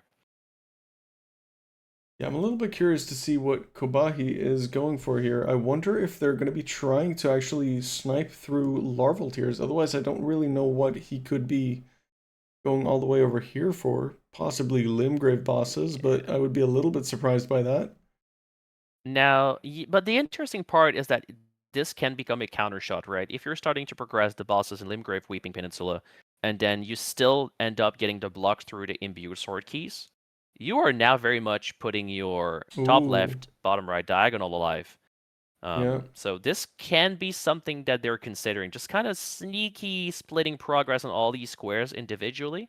Okay, but going for this Rune Bear, Mimic Morph is a... he's looking at just during level tiers, not through underground.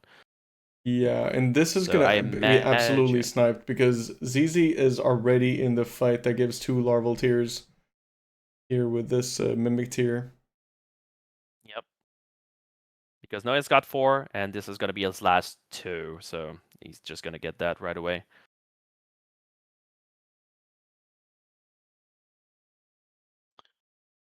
So looking at this Noya Relana fight, very much more comfortable. Thing just kind of needed to get the jitters off of his chest. Yeah, a really nice mark there for Rosa. Rosa. Absolutely. I mean, as of And exactly... getting another nice dagger. Oh, yeah. And this should be very close to the end. Just need 2 more hits, and that should be it. Yeah, Noya probably kicking himself a little bit here, losing so much time on that last attempt, and then just following it up with an incredibly clean fight. It's that mark there. There we go. 3 for 3 on the board. Khobahi ends up dying to the Rune Bear. Ooh, okay. Well, this kind of probably ends up being a blessing in disguise because he was going to get sniped on this. So now at the very least, he's not going to be stuck in that fight as the mark is going to come through for ZZ in the next couple of seconds. I would assume so. It's still obviously going to suck, but at least he's going to be able to move out of to yet another play instead. Yeah, and there's 8 larval tiers. Now, where are we going? Well, Noya is heading straight for his dupe in back section. And Khobahi is heading immediately for Academy. Which is absolutely the right play, which I think, you know, it's gonna get taken away with this this dupe that I would assume both ZZ and Noya are going for here. Yep, exactly. That's what they're heading at. The other thing that's kind of unfortunate with this larval tier coming is that, it's a bunch of Crucible Knights access for ZZ, and this is also going to be the Siluria, so all of these squares are just kind of out of the way for Khobahi. He's just basically never really going to get them. Yeah, I don't really know exactly what kind of a threat you would want to try and establish here on this board. Now, you're only 1 square behind, but the immediate threats are just so much more apparent here for Hello Bubble. I don't expect this game to end on a bingo. I'm kind of expecting this game to be heading towards a majority, and what I'm probably like this column 5, like all these squares are absolutely dreadful for to block. But the thing is, I imagine by going underground that ZZ got the first bell bearing, right? And only needs the second one through mountaintops. Yep.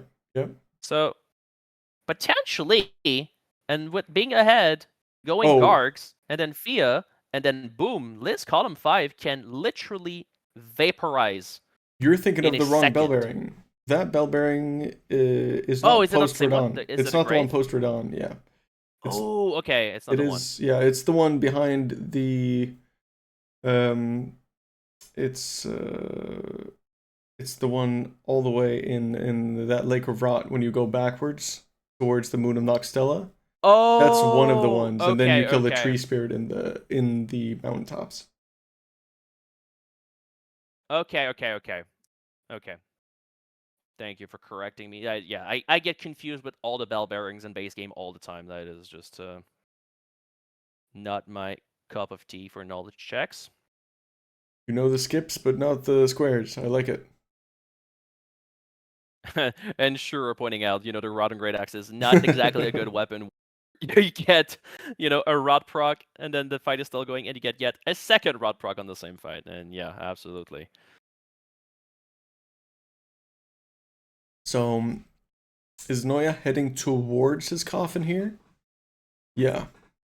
Noya's already duped. Is duped through Emir, just behind Emir in the Right. church. Yeah. So he's already got this. So he's just waiting on the mark from Zizi, which comes now through. And there it is. Which is, I mean, that was going to be one of the potential threats. And it's just looking really tough to recover into a manageable threat here for Valiant Gargoyle. Because even if you would get, say you would go for Grail here, right? And you would try to send column 3, your opponents are already ahead on Crucible Knights. And it's like, oh, well, that's kind of canceled out. Like, so what do we do then? Row or column 1. Well, 3 unique types of Crucible Knights, same thing there. So you're like, not that. In column 2, it's like, okay, really tough to create that kind of a pressure, but it's a bit all over the place. And then, okay, maybe you're thinking, well, can I do roll for it then? I don't know that they're ahead on the flash charges, and then it's gonna be very difficult again for Valiant Gargoyle to contest, because ZZ is so ahead on the Fia's champs. Yeah. Now it seems to be a race down south. And now Noya dying to ADM. Yeah, it's gonna be a race down south for the Blow a Finger and Misbegotten and Demi-Human Queen Mariga, I would assume. Oh, who's gonna get what? Probably. Who's as gonna well get as what is the question. Rosa definitely has a weapon that trivializes the ADM fight. Meanwhile, Noya gonna have to make do with this rotten Great Axe. I do believe that Noya should be using more crouch pokes against NPCs here. Just going for the R1 chain is usually, I think, a little worse. I would probably like there we go. Yep, getting the crouch R1s is usually a lot better for Colossals. I would feel like the idea for Noya is to get the blow finger south, and Rosa's probably just kind of looking at getting this Mariga, trying to promote this column 3 and starting a little bit this row 4. Now, if you were to make a play on this board and say you were Valiant Gargoyles, or Valiant Gargoyle specifically, yeah, what would you try and make as a play here, apart from this imbued sword key, because you definitely do need this block, but what would you try to maneuver into after that?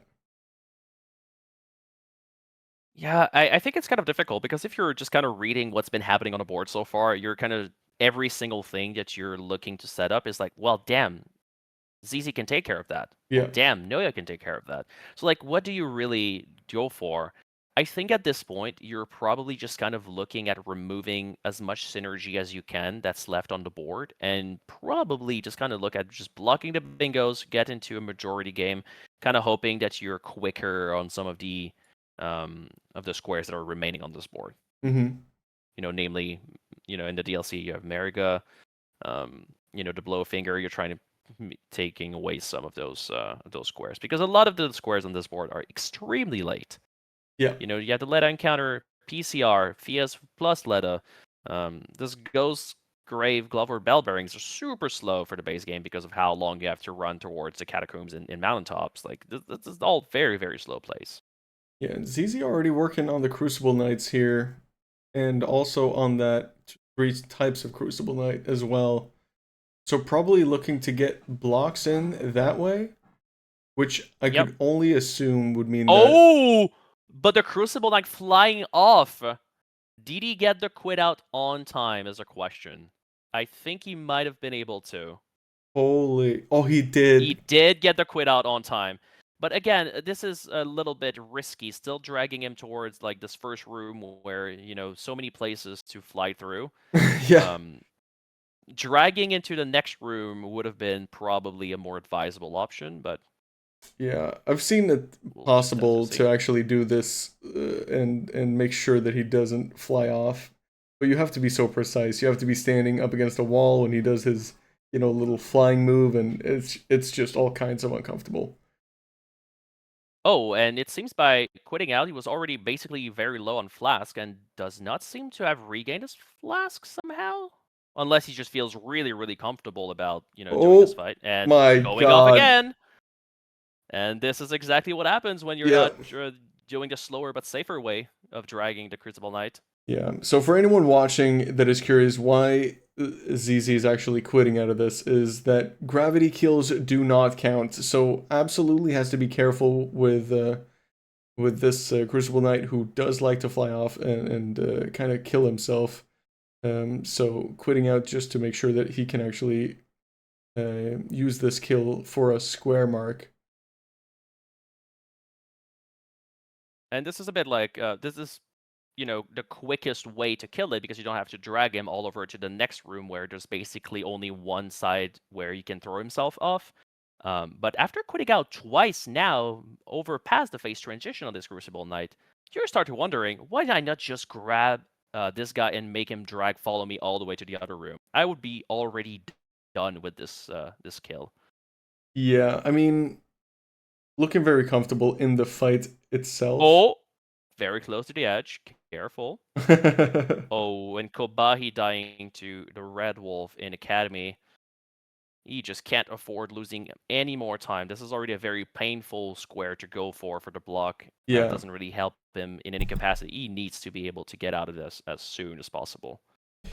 Yeah, I mean, one small saving grace here for Khobahi going for this Academy play is that he is going to be getting that cold, or Glintstone Wet yeah, Blade. the Glintstone Wet Blade, which is going to Absolutely significantly power up this Yep. this And spiked club. Unfortunately for Khobahi, this Red Wolf is also the one nemesis for him in the base game. Regardless of where he is, he always kind of has an issue with Radagon, and it seems to be haunting him again, unfortunately. But I'm rooting for this nice kill here. And in the meantime, Rosa just progressing towards south. He's going to be doing the Karusu Mariga skip. So let's Ooh. look at that for a second here. Two Getting skips the happening settle. on the Very nice. on the board right now. Yep. In DLC, nice wing skip too. Absolutely. Noya going for the wing skip. Wonderful. Nicely done. And Rosa is all the way down. So he's going to be running all the way to Mariga, and he's going to be ahead on this as well.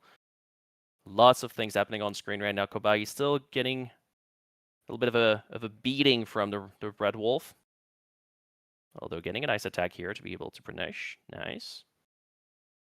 Ooh, getting frame trapped here. Being a little too cautious. Okay. Has to be careful. Has a bunch of pots. Chooses only to use one. Yeah, +0 feels a little bad on this amount of vigor. Feels like you're just not healing at all. Okay, getting hit. Don't be too greedy. Oh my god. Okay, gets a roll. Poof. Nice. Okay, and we're out. ZZ finishing off his 2 Crucible Knights underground is going to be going for his 4th here in the Everjail. Meanwhile, Rosa is already in the fight with Ameriga. Just decides And to we can Wild see the Strike. Wild Strike's pummeling. Yep. But also getting pummeled, so it is a two-way street, this whole pummeling business. Yep. Yeah. Yep, getting some love taps back. And here comes the Meriga kill and a nice mark for Yeah, a low and this is not also a one low of the things that I Valiant was talking Gargoyle. about earlier. Is this this column 3 is immediately gonna get negated by the 4 Crucible Knight mark here from Absolutely. ZZ, and all that Noya has to do after this is gonna be kill what's her name again, Devonia, and they're gonna be able to absolutely.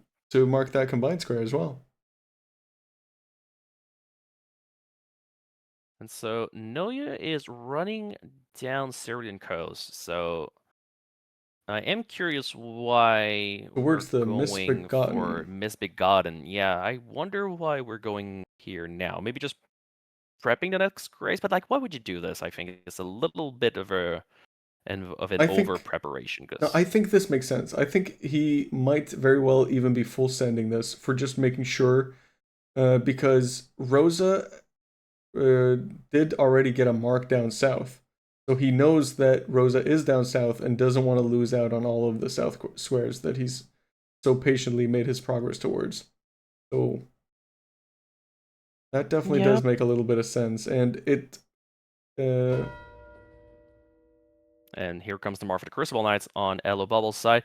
I think I'm just kind of a Darkness drop, which Shadow Madre would very much appreciate.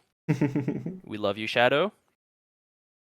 It's just I kind of feel like ZZ's already taken care of Rodon, and the enemy team knows this. And once the imbued key gets marked, then they know Khobahi has some amount of progression towards Renala, but I feel like ZZ can just get his capital access and then kill Morgoth, and he's taking care of that column 2 and row 4 instantly anyways. Yeah, but it's a much longer square. Even though he does have priority on it, getting this Misbegotten, I mean, they already have a 3 square lead, and just getting another relatively quick and easy square, since he's already here down south, I think this kind of makes sense because it gives ZZ the very freedom. Long square, though. Yeah, but ZZ gets the freedom to actually maneuver the rest of this board as much as he pleases, because we do have 6 base game squares left and only 3 DLC squares left. So making sure you get these final DLC squares is incredibly important, as well as Letta and her companions and Consort Radon being on the same diagonal and a very, very, very long square considering where they're at right now. And here comes the mark on Imbued Sword. Yeah, I think you do make a very compelling point here. Yeah, I think spending some amount, also Khobahi getting a lot of love taps from the sorcerers, and okay, we're out. Yeah, Peppa Jack TM, nice. Yeah, I think spending some amount of time for the DLC, just kind of doing one square that takes a long time here, allowing for base game to kind of catch up on a lot of things that they have to do is probably a very, very good shout from. So yeah, and you can also synergize this because it gives you the luxury of synergizing this. So now you can see ZZ already killed the Crucible Knight here, has now 2 kills in Limgrave, I believe, unless I've missed one. And we'll probably be able to synergize this with Godric, getting his 2nd Great Rune, giving him access towards Morgoth as well. So I don't think this is a bad play at all. Absolutely. Well, and also, if you're ZZ, you probably would rather not have to go through Morgoth, because if you're looking at the more majority side of things, you know, the combination square of Thea's champs and Letta and her companions, if you're going through Morgoth, it's, you know, you'd rather do the Thea's champs because it's the play that would guarantee the most squares. Morgoth is just 1 square, but if you're doing Thea's and Letta's, then you're getting 2 squares out of it. Yes, and there is a way. Dipping is. There is a way technically you actually can go the reverse way too. Go from Thea's champs. Right. Take the into portal. capital. Yep. Take the portal back into the capital. Absolutely. Yes. You can choose your probably way into would be the capital. better way. Yeah, but Thea's champs is an incredibly long square for either of these players at this point, so probably not going to be one of the next ones marked for sure. Nope. Just going to be trying to. Not. This is. Because like I think the Misbegotten one is, I don't know. It is a kind of a long square, but just freeing up the base gamer to actually really commit to this majority play is just so nice. Mm-hmm. Just getting the freedom to Absolutely. pick and choose any square you would like. And going for these Limgrave bosses, you can synergize it with different talismans. You can synergize it with your flash charges potentially, depending on your routing. You can also get some Knights Calves in the way. So, I don't know. You get a lot of luxuries doing it this way. Yeah, absolutely. And I mean, the thing is, if you're looking at sorry, I was looking at Khobahi at the same time. Okay, well, here Ooh. comes the 10 charges for Khobahi, which is very nice. And now, this row 4 is a bit of a problem. I did not pay attention to this row 4. That's actually very, very annoying to have to deal with, even though you have a lot of progress on the Fias champs, but you definitely don't on Letas, even though it incentivizes your DLC player to start going for that. But for anyone watching that isn't aware, you cannot win with majority unless you have all of the opponent's team's bingos blocked. So bingos have to be blocked in order to win with majority, so the red team will have to get either Morgott or the combined square of Fias and Letta's champs. And Noya currently fighting the Misbegotten in the Fisher, and ooh, okay, very careful. Almost died. He's only up to 4 flasks left. This is no easy fight at all. You just got to be a little bit careful, and also he has a tendency to throw himself down, but he did drag him towards the entrance of the cave, so it looks significantly better, and he's getting the mark. Yep. A nice kill. And both Khobahi and ZZ in market fight, and Khobahi entered that fight earlier, but he still ends up being the second one to kill. And he's still all the way down the remembrance for his capital access, so... Yeah, it looks like it might be a little bit of nerves here for Khobahi, because he's not having the cleanest fights, which, you know, it's completely understandable having your game displayed like this. It does put a lot of extra pressure, and of course you want to really perform well for your team, so probably putting a little bit of extra pressure on his shoulders right now. Absolutely. And also, the other thing is, he didn't grab the Glintstone Wet Blade after doing his Red Wolf, so like all these fights are going to be a little bit slower as well, which I think probably would have been nice, grabbing that extra little edge to be able to get those fights quicker. Yeah. But he does have the freeze greases from Ordina, I would imagine, so probably going to be more than serviceable for these lower scaled fights. Yeah. I mean, probably just rushing a lot right now, because, I mean, even though he has the freezing grease, he should also have the potential access to this wet blade, which he has not yet applied to this. Yep. Jack asking why not Radon and Renala for Khobahi. I imagine that he's still looking at these 8 bosses in Limgrave Weeping, so by killing Margit and then killing Godric, he's still progressing those squares. Might be my guess here.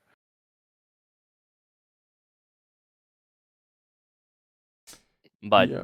Why would you do that if you're looking at bingoing the row 4, however? I agree that this isn't what you would be looking to do if you're trying to do the row 4 play. Well, Radon isn't dead yet for Khobahi, I believe. So he could just be feeling like his nerves is not doing really fantastic. He might be trying to go for a little bit easier fights, going for this Godric and possibly going for Renala right after. Maybe picking up some wild strikes and getting a simpler, potentially simpler route into capital here too. Yeah. I'm really thinking that he's just looking at this like, okay, I'm just grabbing Weeping Limgrave bosses. But he's, being behind on the square count. I don't know that this is what really, like, going for the more majority play seems a little worse, considering that they're sending Rosa to do Romina and then Mesmer, and then they're looking at really just kind of doing this Fias Champs, Lady Companions, maybe row 4. Yeah, I mean, I think a really good choice here, considering we have a little bit of a counter pressure being made. You know, I really would not hate Rosa getting Letas, and then Khobahi choosing to just use this time that he's been given and just hoover up some of these other squares, like Knights, Calves, Limgraves. Like now the shoe's on their other foot, and ZZ has to actually block with this Morgul play. And a nice kill from Rosa on Romina, taking her down. And phase 2, Godric for Khobahi. Nearly nice stagger. That should be it. Yep. Really and nice ZZ kill there also for taking Khobahi. his Godric as well. And Noya, in the meantime, progressing Rao base. So looking at the same, a similar play, just basically fully behind. And now Rosa's going to go for Mesmer. Yep, Rosa's definitely ahead on this inner limb play. This is really interesting because, I mean, all of a sudden the pressure has fully shifted. So as much as we thought that this imbued sword keys was going to be like, oh my god, this is going to be such a long square, and it's going to be really rough, and they can just, Hello Bubble can hoover up all the rest of the base game squares. This row 4 kind of came out of nowhere and is putting a lot of pressure on Hello Bubble. And now Khobahi probably just heading straight to Renala. Just completely foregoing the Glintstone Webblade, which wouldn't be all that much longer to grab on your way. He's already picked it up. He's just choosing not to apply it. Oh, did he pick it up? Yeah, he's already picked it up. Okay. He just has not applied it yet. Okay, interesting. Ooh, slightly missing the roll on the ball.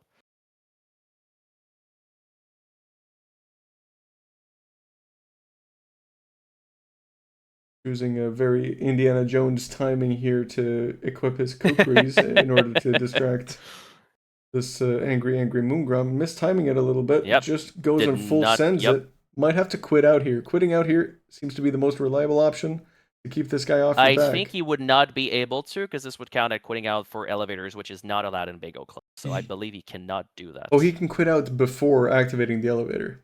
Oh, sure. Yeah, that much is true. Yes, absolutely. And I was kind of reacting to him already doing that. Oh, yep, discarding the shield. Yep, absolutely. Moongrum tendencies to huff themselves as yet to be contested. Yeah. And another Weeping boss kill for ZZ. Just kind of looking at closing out on these bosses in Limgrave and Weeping. Yeah. And, I mean, it is correctly assuming that he is ahead on the Great Runes compared to Khobahi, but I wonder how much he is going to lean into this pressure, because sure, he could finish out these Limgrave bosses, but that would incentivize Khobahi to just full send capital.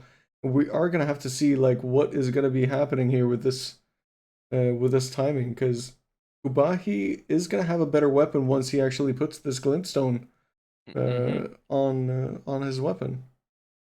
I do think I'm a little bit curious why ZZ would assume that he's just that much ahead on the Great Runes, right? Because Khobahi's last mark was about 41 minutes and 40 seconds, right? And 8 minutes is plenty of time for him to kill Renala, because Imbued Sword Key tells us that he was basically just about there for Renala, and then that would have been plenty time to kill Radahn as well if he decided to do Radahn.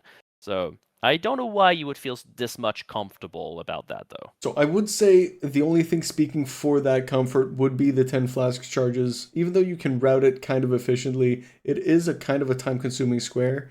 But at the same route, like, you could be arguing that maybe he wasn't that far behind on the Crucible Knight Misbegotten Warrior duo either. So maybe he already had Radahn dead. So you can argue it either way. Absolutely. And a lot of fighting happening. So Renala faced, almost dying for Khobahi. Okay, down to 0 flask. So basically needs to be hit less. Oh god, just getting tagged again. This is looking mighty, mighty tough. Oh, gotta be careful. She's gonna start summoning. Yeah. In the meantime, Devonia. Be careful here. The wolf. Run. Come on, Khobahi, running out of stamina. Be careful. Fast. Okay, we're back. Oh, and the wolf just biting that ass. No, that's so unfortunate. Oh, no. Okay, and the Devonia kill for Noya, cementing this 3 unique Crucible types. And now, what is the next step for for Noya. Just progressing towards Armina, as you probably would expect, because lots of squares behind the Leda companions. Yeah, I mean, those are And- basically the only squares left, apart from that worm, drake, dragon, ancient dragon. So, Mhm. Inner Limb is 3 out of 4 squares left for the DLC players to even participate in. Absolutely. And in the meantime, Rosa having a great time on Mesmer. Basically only used 1 flask Yeah. by the looks of it. And ZZ closing out on these bosses, which should not really come as a surprise for Khobahi, given how much time he's been stuck doing these bosses recently. Yeah. Ooh. And only 1 more hit left for Rosa on this Mesmer kill. ZZ, Very nice. ZZ is opting in. Oh, decides to port out here. Porting back. Going to Radon's Grace. What are we... What are we doing here? Oh, You know what? possibly just Oh, okay. The jar shard? killing the Okay. poor jar. Everyone's Wait, favorite I see. Alexander gets absolutely smacked. I see it now. And there we go. All humans lose their wits eventually. And Khobahi back into the Renala fight, and pointed out by Jack in the chat, you know, sitting on 49k runes, which is basically all his money that he's got so far, because he's not really killed anything outside of Godric. This is basically a huge amount of damage that he's just basically just sitting on right now. Well, actually, based on the amount of vigor that he has because of the Elic tree, it's probably not all that much, but still, probably would have been very helpful to grab Yeah. a bit more power here. Yeah, I'm a little bit surprised that he's opting into going for these, charge R2s instead of just spamming that R1 on Renala in phase 1 for there. the blade build-up. Rosa's speeding through Inner Limb right now. Meanwhile, Noya is tangibly behind on this Inner Limb play. Even though they're 4 very squares good news behind, I too- mean, this could turn, Mhm. like, the game could turn on its head here, like, very, very quickly. Absolutely. And the good news is if Rosa claims the Leda companion fight, now this old Fia's champs and Leda combo square feels much worse for Noya and ZZ to get, because, it's Oh, yeah. not nearly as powerful. It's obviously the block that they need for the bingo, which is obviously something that they seek, but it's going to remove a lot of that synergy from out of the gates. Yeah, absolutely. And different And this is also collected there And by if the ZZ. DLC players end up being done for Rosa after doing Leda and Radon, then he can probably just kind of go and kill Sinisax by himself and only leave a Gil for Khobahi to finish that combined square. Just removing pressure of having to do Lanciax and just giving more time for his base game player to just kind of catch up on some of the squares that are left. Yeah, and this row 3 is looking absolutely disgusting too. It kind of is, but at the same time, by judging by where ZZ is heading at right now, he's not interested in doing this. And I'm kind of wondering at this point if he were to go for the bingo on row 3, would he just be able to beat the row 4? Because Fia's champs, Leda companions, Khobahi is extremely far from this. It could And be he still pretty has to kill close. Morgoth as well. It could be pretty close because, like, Yeah, I the mean, portal. if you were to go for the bell bearings, that's just a very, very long square. Like, if you execute everything perfectly, I would say starting from now, that's I don't know, probably 15, like maybe 13, 14, 15 minutes. The miserable square. The other thing too is, like, there is no reason to risk anything. They're on 11 right now. They need 2 Exactly. squares. Going for the Fia's champ is 1. Grabbing the portal to capital with the access that he has already is Morgoth, and that's the final square that he needs, right? Yeah. They do not need to do anything other than just blocking this and getting another square. And so this is basically the 2 squares and the block that he needs. And a nice stagger on a Valiant Gargoyle, and it's going to be joined by his friend soon enough. Yeah, and the thing is, even if Rosa gets this Leda DLC square first, ZZ is so much farther ahead than Khobahi on this Fia's Champs play that the combined square is probably going to be in favor of Hello Bubble. Yep, Noya is just slowly working his way through. just ever so slightly, well, not ever so slightly, he's significantly behind on this, but Yeah. he's still progressing, and he's just, as long as he's able to do his part of the square, then all is good for them.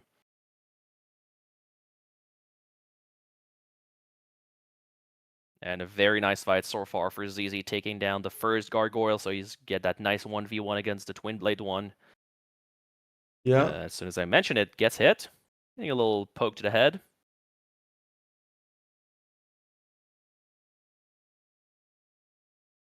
Yeah, having a lot of flasks makes this fight much nicer, and both of them, I mean, ZZ having the spiked club, having strike damage, does help a lot for this fight. Absolutely. And Khobahi has the charges, just does not quite have the tiers that go along with it, unfortunately. Yeah. And so the ceiling is not exactly super endearing. Oh, and ooh, getting slammed by DTS. Ugh. Hide Yeah. your screens. Don't show this to your children. Ugh. Jeez. Yeah, that's a really is rough just- death. It's a really rough Yeah. death here. It kind of, is a bit of a, when it rains, it kind of pours situation where it's just everything is just kind of not going exactly quite as planned, and it's just the nerves and the tilt kind of starts setting in, and it's really, really difficult. Yeah, really nice nice kill here for kill. ZZ. Really nice kill. Absolutely. Very well done. Noya eating a lot of damage here the from Mesmer Mesmer. grab. Yeah. Hello, Bomba. And he's alive. He's just very tanky.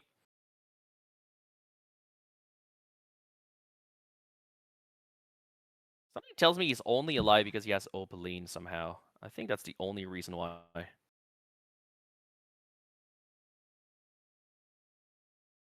Yeah, I'm pretty sure that's the case. Yeah. Yeah, it's still alive in this fight somehow.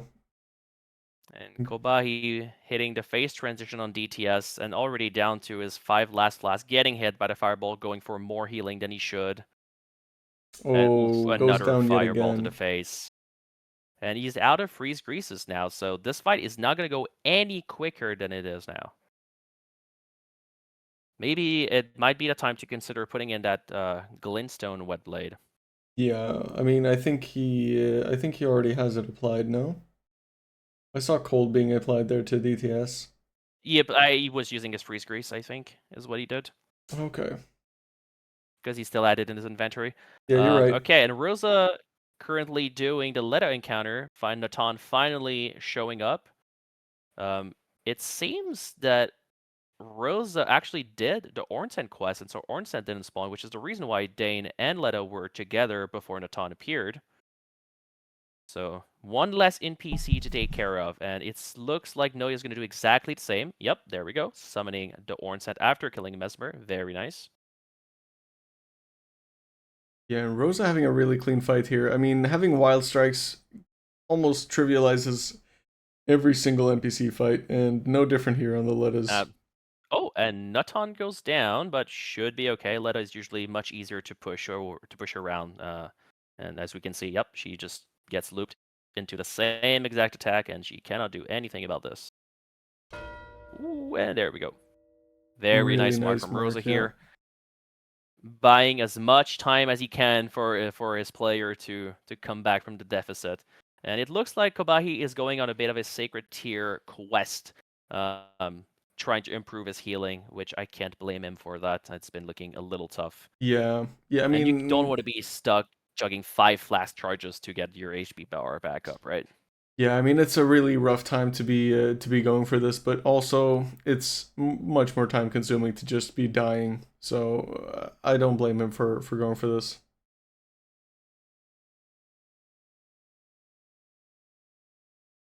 And Noya doing is Romina. The Rod and Great Axe was already not exactly the best weapon for a lot of these fights. It's going to be just about as worse now because he cannot inflict the Rod on Romina, so only the freeze is going to be the status for this fight. Mm-hmm.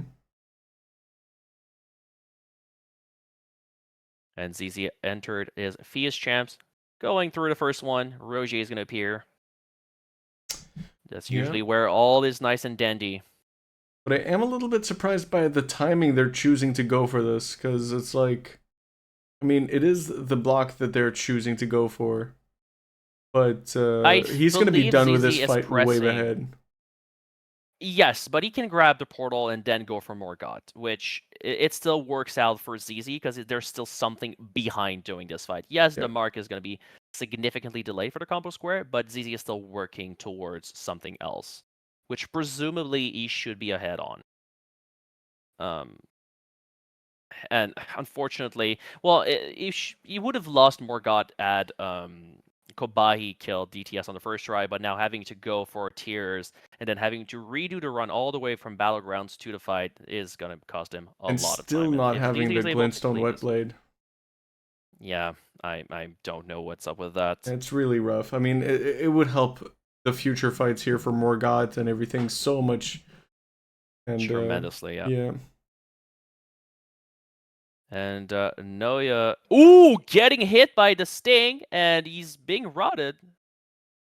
Okay, wait, he was rotted. No, that was just a status buildup. Okay, never mind. I thought he was rotted. Okay, barely survived.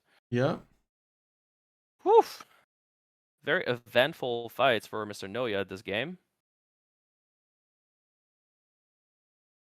Yeah, and CZ in the middle of this Fia's Champs fight, which is Oh, there we go. Not Rosa, but Noya's been rotted, but he should be okay. Getting a freeze proc here. Just need one more. Oof. Oh my god. Okay.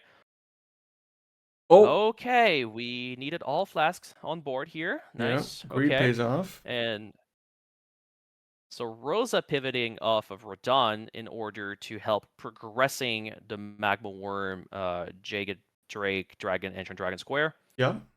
So using some of that time, he knows the mark is not going to come for them anyways anytime soon, and he knows he's ahead on the PCR, so he's using some of that time to try helping with the squares. And I would imagine that he's beelining towards Senesax, which we knew he was probably going to do, trying to help Khobahi as much as he can. Yeah. Well, he's still having The some healing- troubles here with the DTS. Yeah, the healing significantly better, but the fight is not going any better though. And as long as you maintain the distance here, he's just going to be spamming those fireballs. Gotta approach. He's not going to get off the corner. Yep. Absolutely. Oh, finally. And yeah, these are not gets punishment tagged those. And again. and he gets hit by the thrust. Oof, this is just from bad to worse. Yeah. in the Meanwhile, meantime- ZZ. ZZ, yep, ZZ's still looking, having fun. Almost taking Lionel down. Which, Whoa! oh my god, okay, that was a choice. Oh, Lionel! Okay, Gets Lionel Lionel down, yeah. Only need our Endure. Yep, we don't approach this guy. Not yet. I mean, this he's is spamming Endure. What? this is pretty scary because I think ZZ's in basically one-shot range from this guy. Oh! He absolutely is. 100%. Just need to be patient. Just wait for your opportunities. Oh my god! This was a choice. Okay. Scary, 2 more scary. Hits will do it. Running R1s.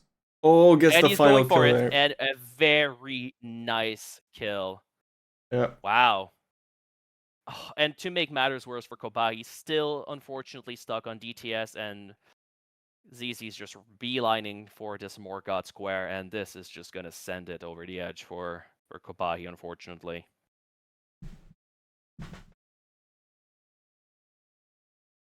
It's just a brutal, brutal, brutal game. And ooh, nearly dying, avoiding.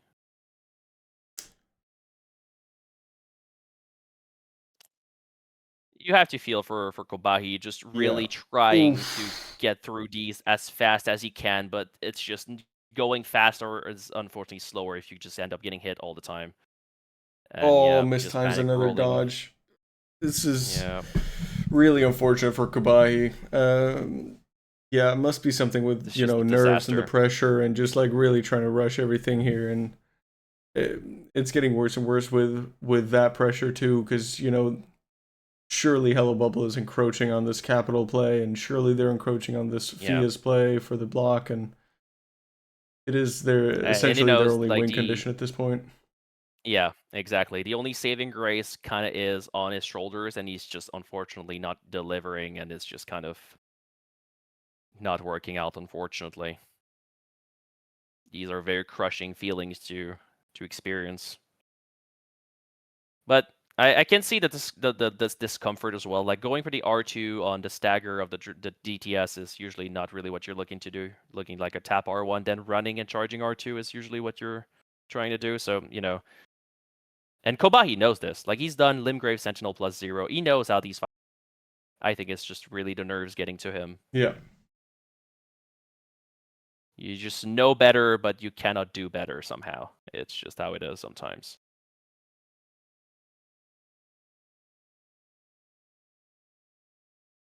And ZZ just crossing Avenue Balcony, just making his way towards Morgott. Yeah.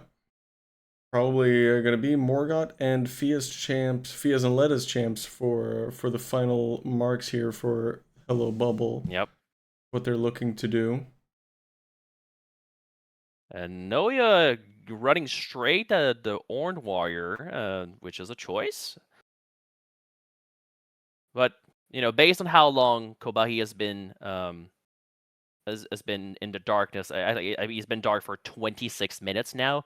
So maybe Noya's like, okay, I need to go as fast as possible. Maybe they're actually getting this Vixus champs now, and so he's just trying to get there as fast as possible. In the meantime, Rosa getting the rot onto Senesax, dragging her on the hill, which is something you usually do with the Dragon Hunter's Katana because you're getting Ashes of War. I don't necessarily know that it makes like a huge difference when fighting her like this, right? But as long as he secures the kill, and to be fair, that's basically all he really can do, so it doesn't really matter how much time he spends doing this. Yeah, meanwhile, Noya is going to be entering this Letta's companions. Fight, yep. Yeah. Now, Crouch R1s is usually, like I mentioned previously when he was fighting ADM, the way you approach these fights. However, when you have two of them charging at you, I imagine this is going to be a lot tougher for Noya to manage. Yeah, absolutely. Does not have as good of a weapon as Great Omen Killer Cleaver here for this fight. So definitely not going to be quite as easy. Does do Savage Lion's Claw, which is also notoriously a very, very good NPC killer. Trading here with Dane. Well, Savage Lion's Claw is a very good option against Letta. Against Dane, however, not so much. Like, it's a very good Ash of War for a lot of NPCs, but Dane tends to be very, very rolly and jumpy, and so he tends to dodge most of the hits. Which is never really nice because he's going to trade with you a whole lot. And Natan is now here. Oh, be careful. A lot of fights Lots of going things on. happening on screen right now. Yeah, yep, Khobahi goes down yet again to DTS. Yeah. Rosa trying to finish off this Senesax fight. Senesax. And ZZ progressing towards this Morgott by killing Godfrey. A very nice stagger here should basically guarantee this. Oh, also very nice attack. Yeah. Yep. Very nice punish Godfrey window dead. there. Only Morgott left here for ZZ. Letta just giving a bit of a love tap here, Oof. and she's healing. And I imagine Dane has gone through his healing as well. Oh, yes. Yep, the Dane Sprinter. Oh. Love to see it. Oh, getting tapped again. Careful. Ooh, okay, getting clipped. Nice, okay, still alive. Dane almost going down. And a very nice Senesax kill on Rosa, who is now going to look at doing PCR. The only thing left for him to do on this board. As he cannot do all of the combined square by himself. His partner needs to kill at least one of them to participate in the square. So at some point, Khobahi will probably just go kill a Gil. And here comes the mark from Noya, clearing the Letta's encounter. And this is going to send ZZ to just finish on Morgott, and this is just going to be the end of the game, unfortunately. Yeah, and Khobahi does go down yet again. to DTS again. Yeah. This Just is- not having a great time, unfortunately. I will step away from the computer 1 second. My cat is screaming at me to come out. 1 second. No problem. Yeah, so since this is going to be probably the square they finish on, let's see if we Alrighty. can take a quick look here at the Morgott. ZZ fighting this fight. Absolutely. To be Is careful. he gonna get a stagger on time? No, not Nope, quite. not exactly. He was looking for it though. Oh, Ah, there it is. it's really nice. About as close as it gets. Perfectly into this phase That's transition funny. as well. Oh, Gets Okay, tagged, there but we go. has a lot of healing still left. Yep. Watch And out for he has these all the time in ground the world to just do clusters. this. Yep, the geysers are always fun. I imagine it reminds Wonder of a very tragic 1v1 in a base game looking to do Morgott and getting killed because of a geyser at the very last second. I love you, Wonder, by the way. Easy Yep, has there to we go. be Khobahi, careful. as mentioned, doing a Geel for the square, but it just does not matter at this point. It is just a matter of time. Getting a nice charge or two, but getting tagged again. Trading with Morgott, yeah, out of heals now. Oh, it's kind of skewered. Ooh, Finishes and off here the comes fight, the kill. and there is And the this finish. is it.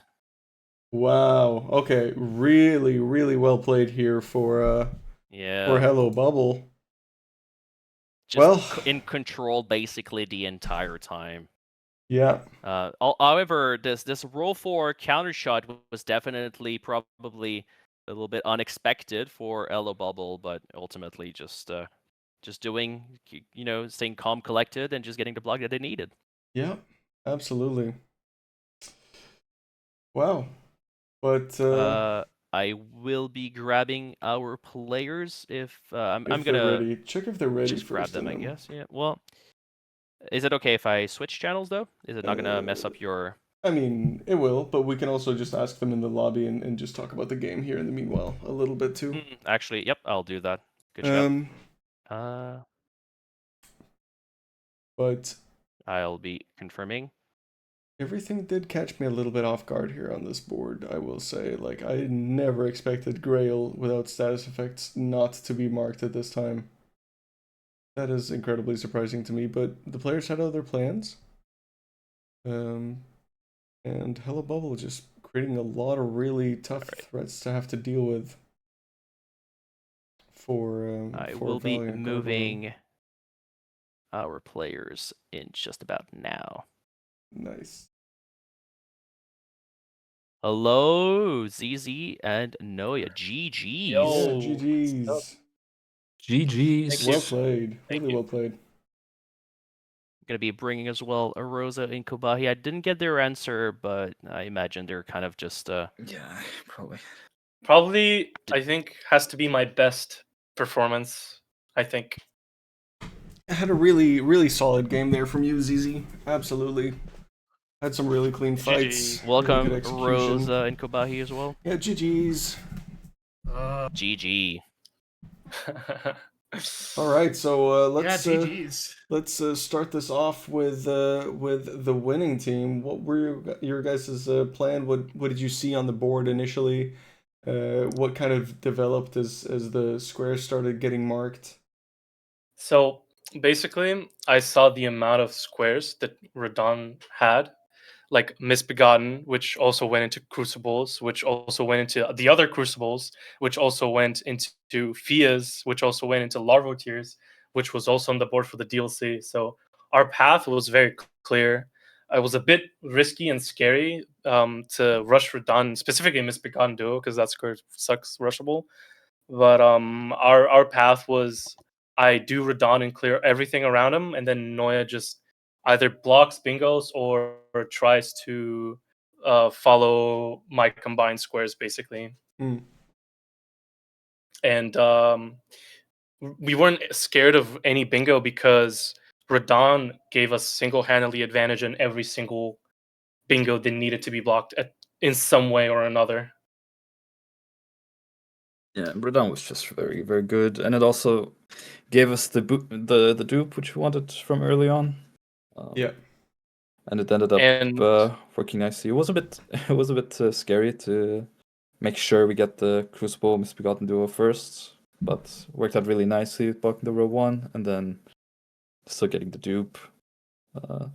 There was a chance that we lose the dupe because I died to Rellana if you were going Rellana instead of like NPC Leda like a running Shadow Keep, but once we saw that, it's like, oh, they don't have a Remembered Stead, so the dupe is chill. And then after that, I mean, we were ahead. We just knew we had to get that Fia Morgott block, and made sure which to we were pretty gobble up the confident last in. fast squares before. Yeah. Yeah, I mean, it came down to a little bit unfortunate events happening there for the Gargs, but yeah, it was kind of rough there for Khobahi and Rosa. Maybe you can talk us through a little bit. What was your initial game plan? What was your thinking throughout the game, like when the square started flowing in from both you and Hello Bubble? Yeah. At first, I wanted to do the lower tiers into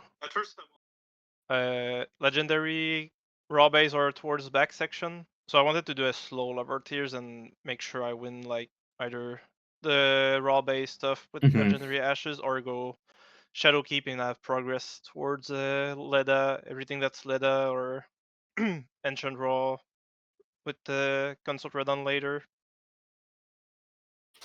That was our plan. I decided against that on this board. Like I like the slow for larval tiers where you either get like your last one back section or Rao base, but I thought Rao base was not good enough this board.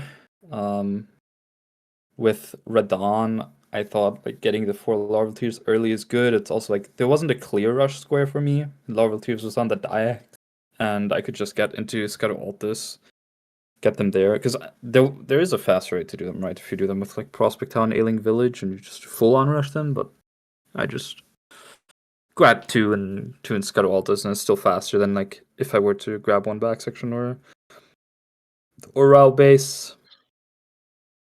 Yeah, I was basically in raw base when you marked it towards the last lower tiers. I did die to the only skip once, or I had to quit out and reload, but that's pretty much it.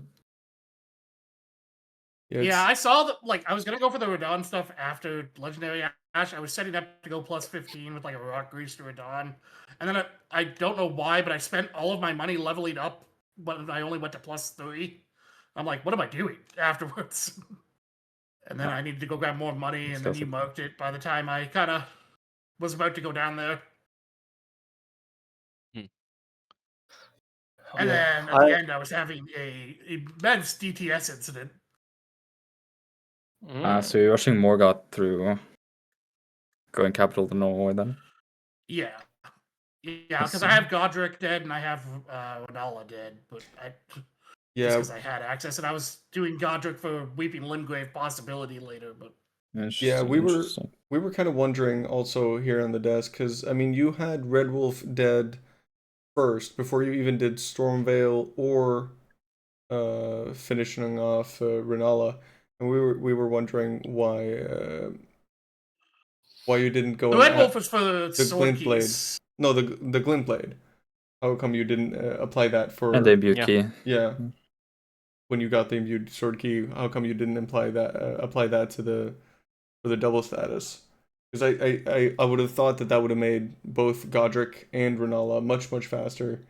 And I think you actually, I mean, of course the incident on DTS was incredibly unfortunate, but I think had you had a little bit more extra damage and had those things prepped, I think potentially you could have actually contested the Morgott and even potentially the Fia's champs had everything gone your way. Down the line, yeah. Well, if you grab the blade and then you grab Wild Strikes, which is obviously right at the start, with double status, that's busted. That's gonna clear those bosses super fast. Because Khobahi was closer. Closer than you. I grabbed the wet blade and completely forgot about Wild Strikes. Okay. That would make sense. My mind was just on other things, and Yeah. Yeah. Any other questions? I mean, it was the same for Now that you me. mention it, I definitely should have.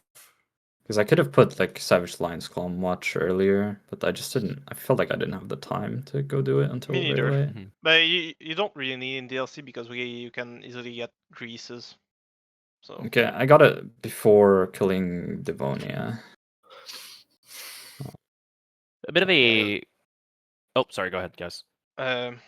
basically, what I did after raw base is keep going back section because I went there for maybe Blowfinger, Gravimir, and then go for some south stuff with Radium with dragons, and I can blow there. But Oh, I think I tried to grab too many map progress because I went Ancient Raw, grab a Grace there, then I went. yeah. I think You did snipe that's me on when I went. Mariga, which was interesting. I was on the waterfall skip when you marked it. Okay, yeah.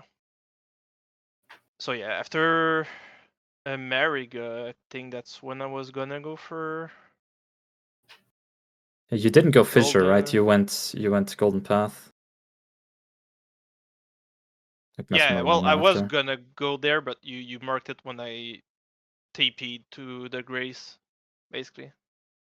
But Oh. I had the dragons already started in the other Grace next. I had not nothing next, but on close to dragons. Nestax. Yeah, I killed the Magma Worm, the dragon, the Drake, and the Sinistax. That square. Yeah, after you guys marked Fia's Lenos camp, I killed a Geel right after you marked Morgon. I guess we did have one dragon from a Gale, yeah.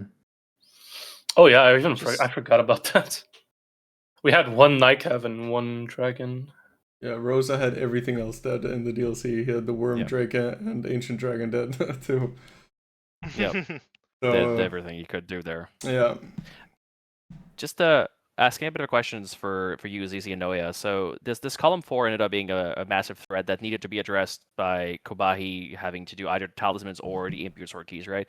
Yeah. But once Khobahi gets the Sacred Flask charges, has there been any amount of slight concern in your minds that roll 4 could have been shadow prepped to some extent, and that oops, this can pop out as an actual counter pick? No, not really. Like I was Mm. worried about it for like a split second, and then I looked and I realized the base game player had to grab 3 I impure was- keys and 10 Sacred Flask Yeah. charges, so there's like no way he had as much progress as easy towards Fia's Noya champs. was worried at one point just for a sec, but I constantly reassured him that I have way more progression because I had Yeah, the Valiant Fia champs progress is Gargoyle. good. Yeah, like I had Valiant Yep. Gargoyle. Like, you're not getting any closer than that, right?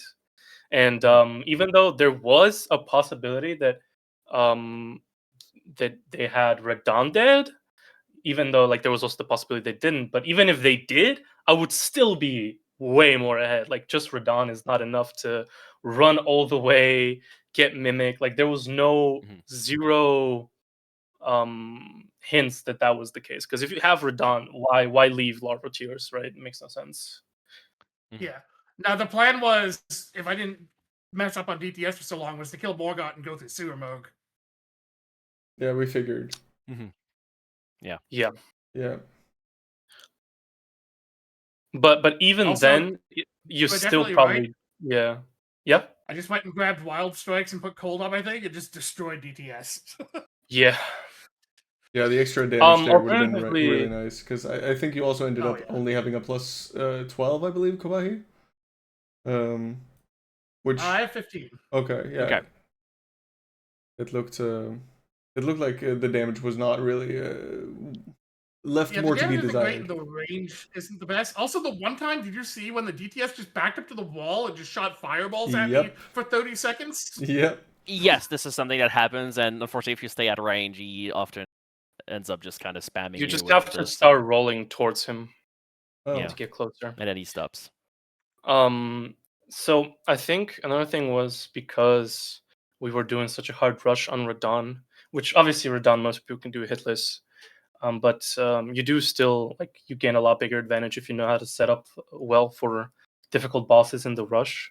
And in my opinion, a better routing for money would be Consecrated Snowfield instead of Mountaintops or Halictree, because that gives you 2 Frost Creases. I agree. I That's really what like that route I too. did. Yeah, so it gives you a little bit more money because it's like I think 2 12s and 1 13, which is a ton of money. That's like 30k, and then 2 Frost Creases, which are perfect for for the first one for the Radon, and then immediately after for the Misbegotten. Although, as we saw, I accidentally removed that one because I didn't know that Barbaric Roar removes the status elements on your weapon. Yeah, I noticed Whoopsie doo. that. Yeah. Whoops. But it's fine. It worked out in the end. But yeah, we live, we learn, I guess. Any final words or comments or questions before we get towards signing off? Was there any concern of you guys that we would pivot to rushing row 3 instead of blocking row 4? No, because Grave and Ghost Glover Bellbearing 2 sucks. No, it's not that bad. I've done it before. I actually don't mind it. It's disgusting though. That's square. I feel like there was a point in the game where killing Grail and doing that would have been faster than killing Fierce Champs and Morgoth, but no. Maybe not. Ghost Grave it is a pretty long square. Slow, yeah. No, go on. But, I love you all, but I'm actually bursting for Apex. Yeah, I need to pee. Let's get out of here. Yeah. I love you guys. Yeah. GG's. I have nothing else to say. GG's. Congratulations, Thanks everyone for playing. ZZ. Congratulations, ZZ Noya, for a great performance. Khobahi, We did it, Noya. We did it. Let's go. We're on the board. Keep your head up. You guys can do this. Absolutely, yeah. And GG's. Well played, everybody. GG's. Well played, everyone. I'm gonna slowly end the stream here by giving some credit where credit is due. This is Elden Ring 2 Worlds Apart here for Bingo Club. A really cool event that was started very, very recently. We are using the Season 5 Bingo Brawlers mod, so we are standing on the shoulder of giants. So thank you to all the creators over at Bingo Buddies and Captain Domo for making all of this possible, so we actually can have this kind of a square set and use it for events like this one. And thank you for watching, and thank you to Drinktime for joining me yet again for another having match. me, Vixus. Really nice. It was wonderful. So stay tuned more for definitely more matches during this week. There's definitely going to be a couple more matches. We have yet to schedule them right now, but we'll get back to you on that. And until next time, thank you so much for watching, and have a wonderful evening, morning, day, whatever it is for you. And goodbye. Take care, everyone. Bye-bye.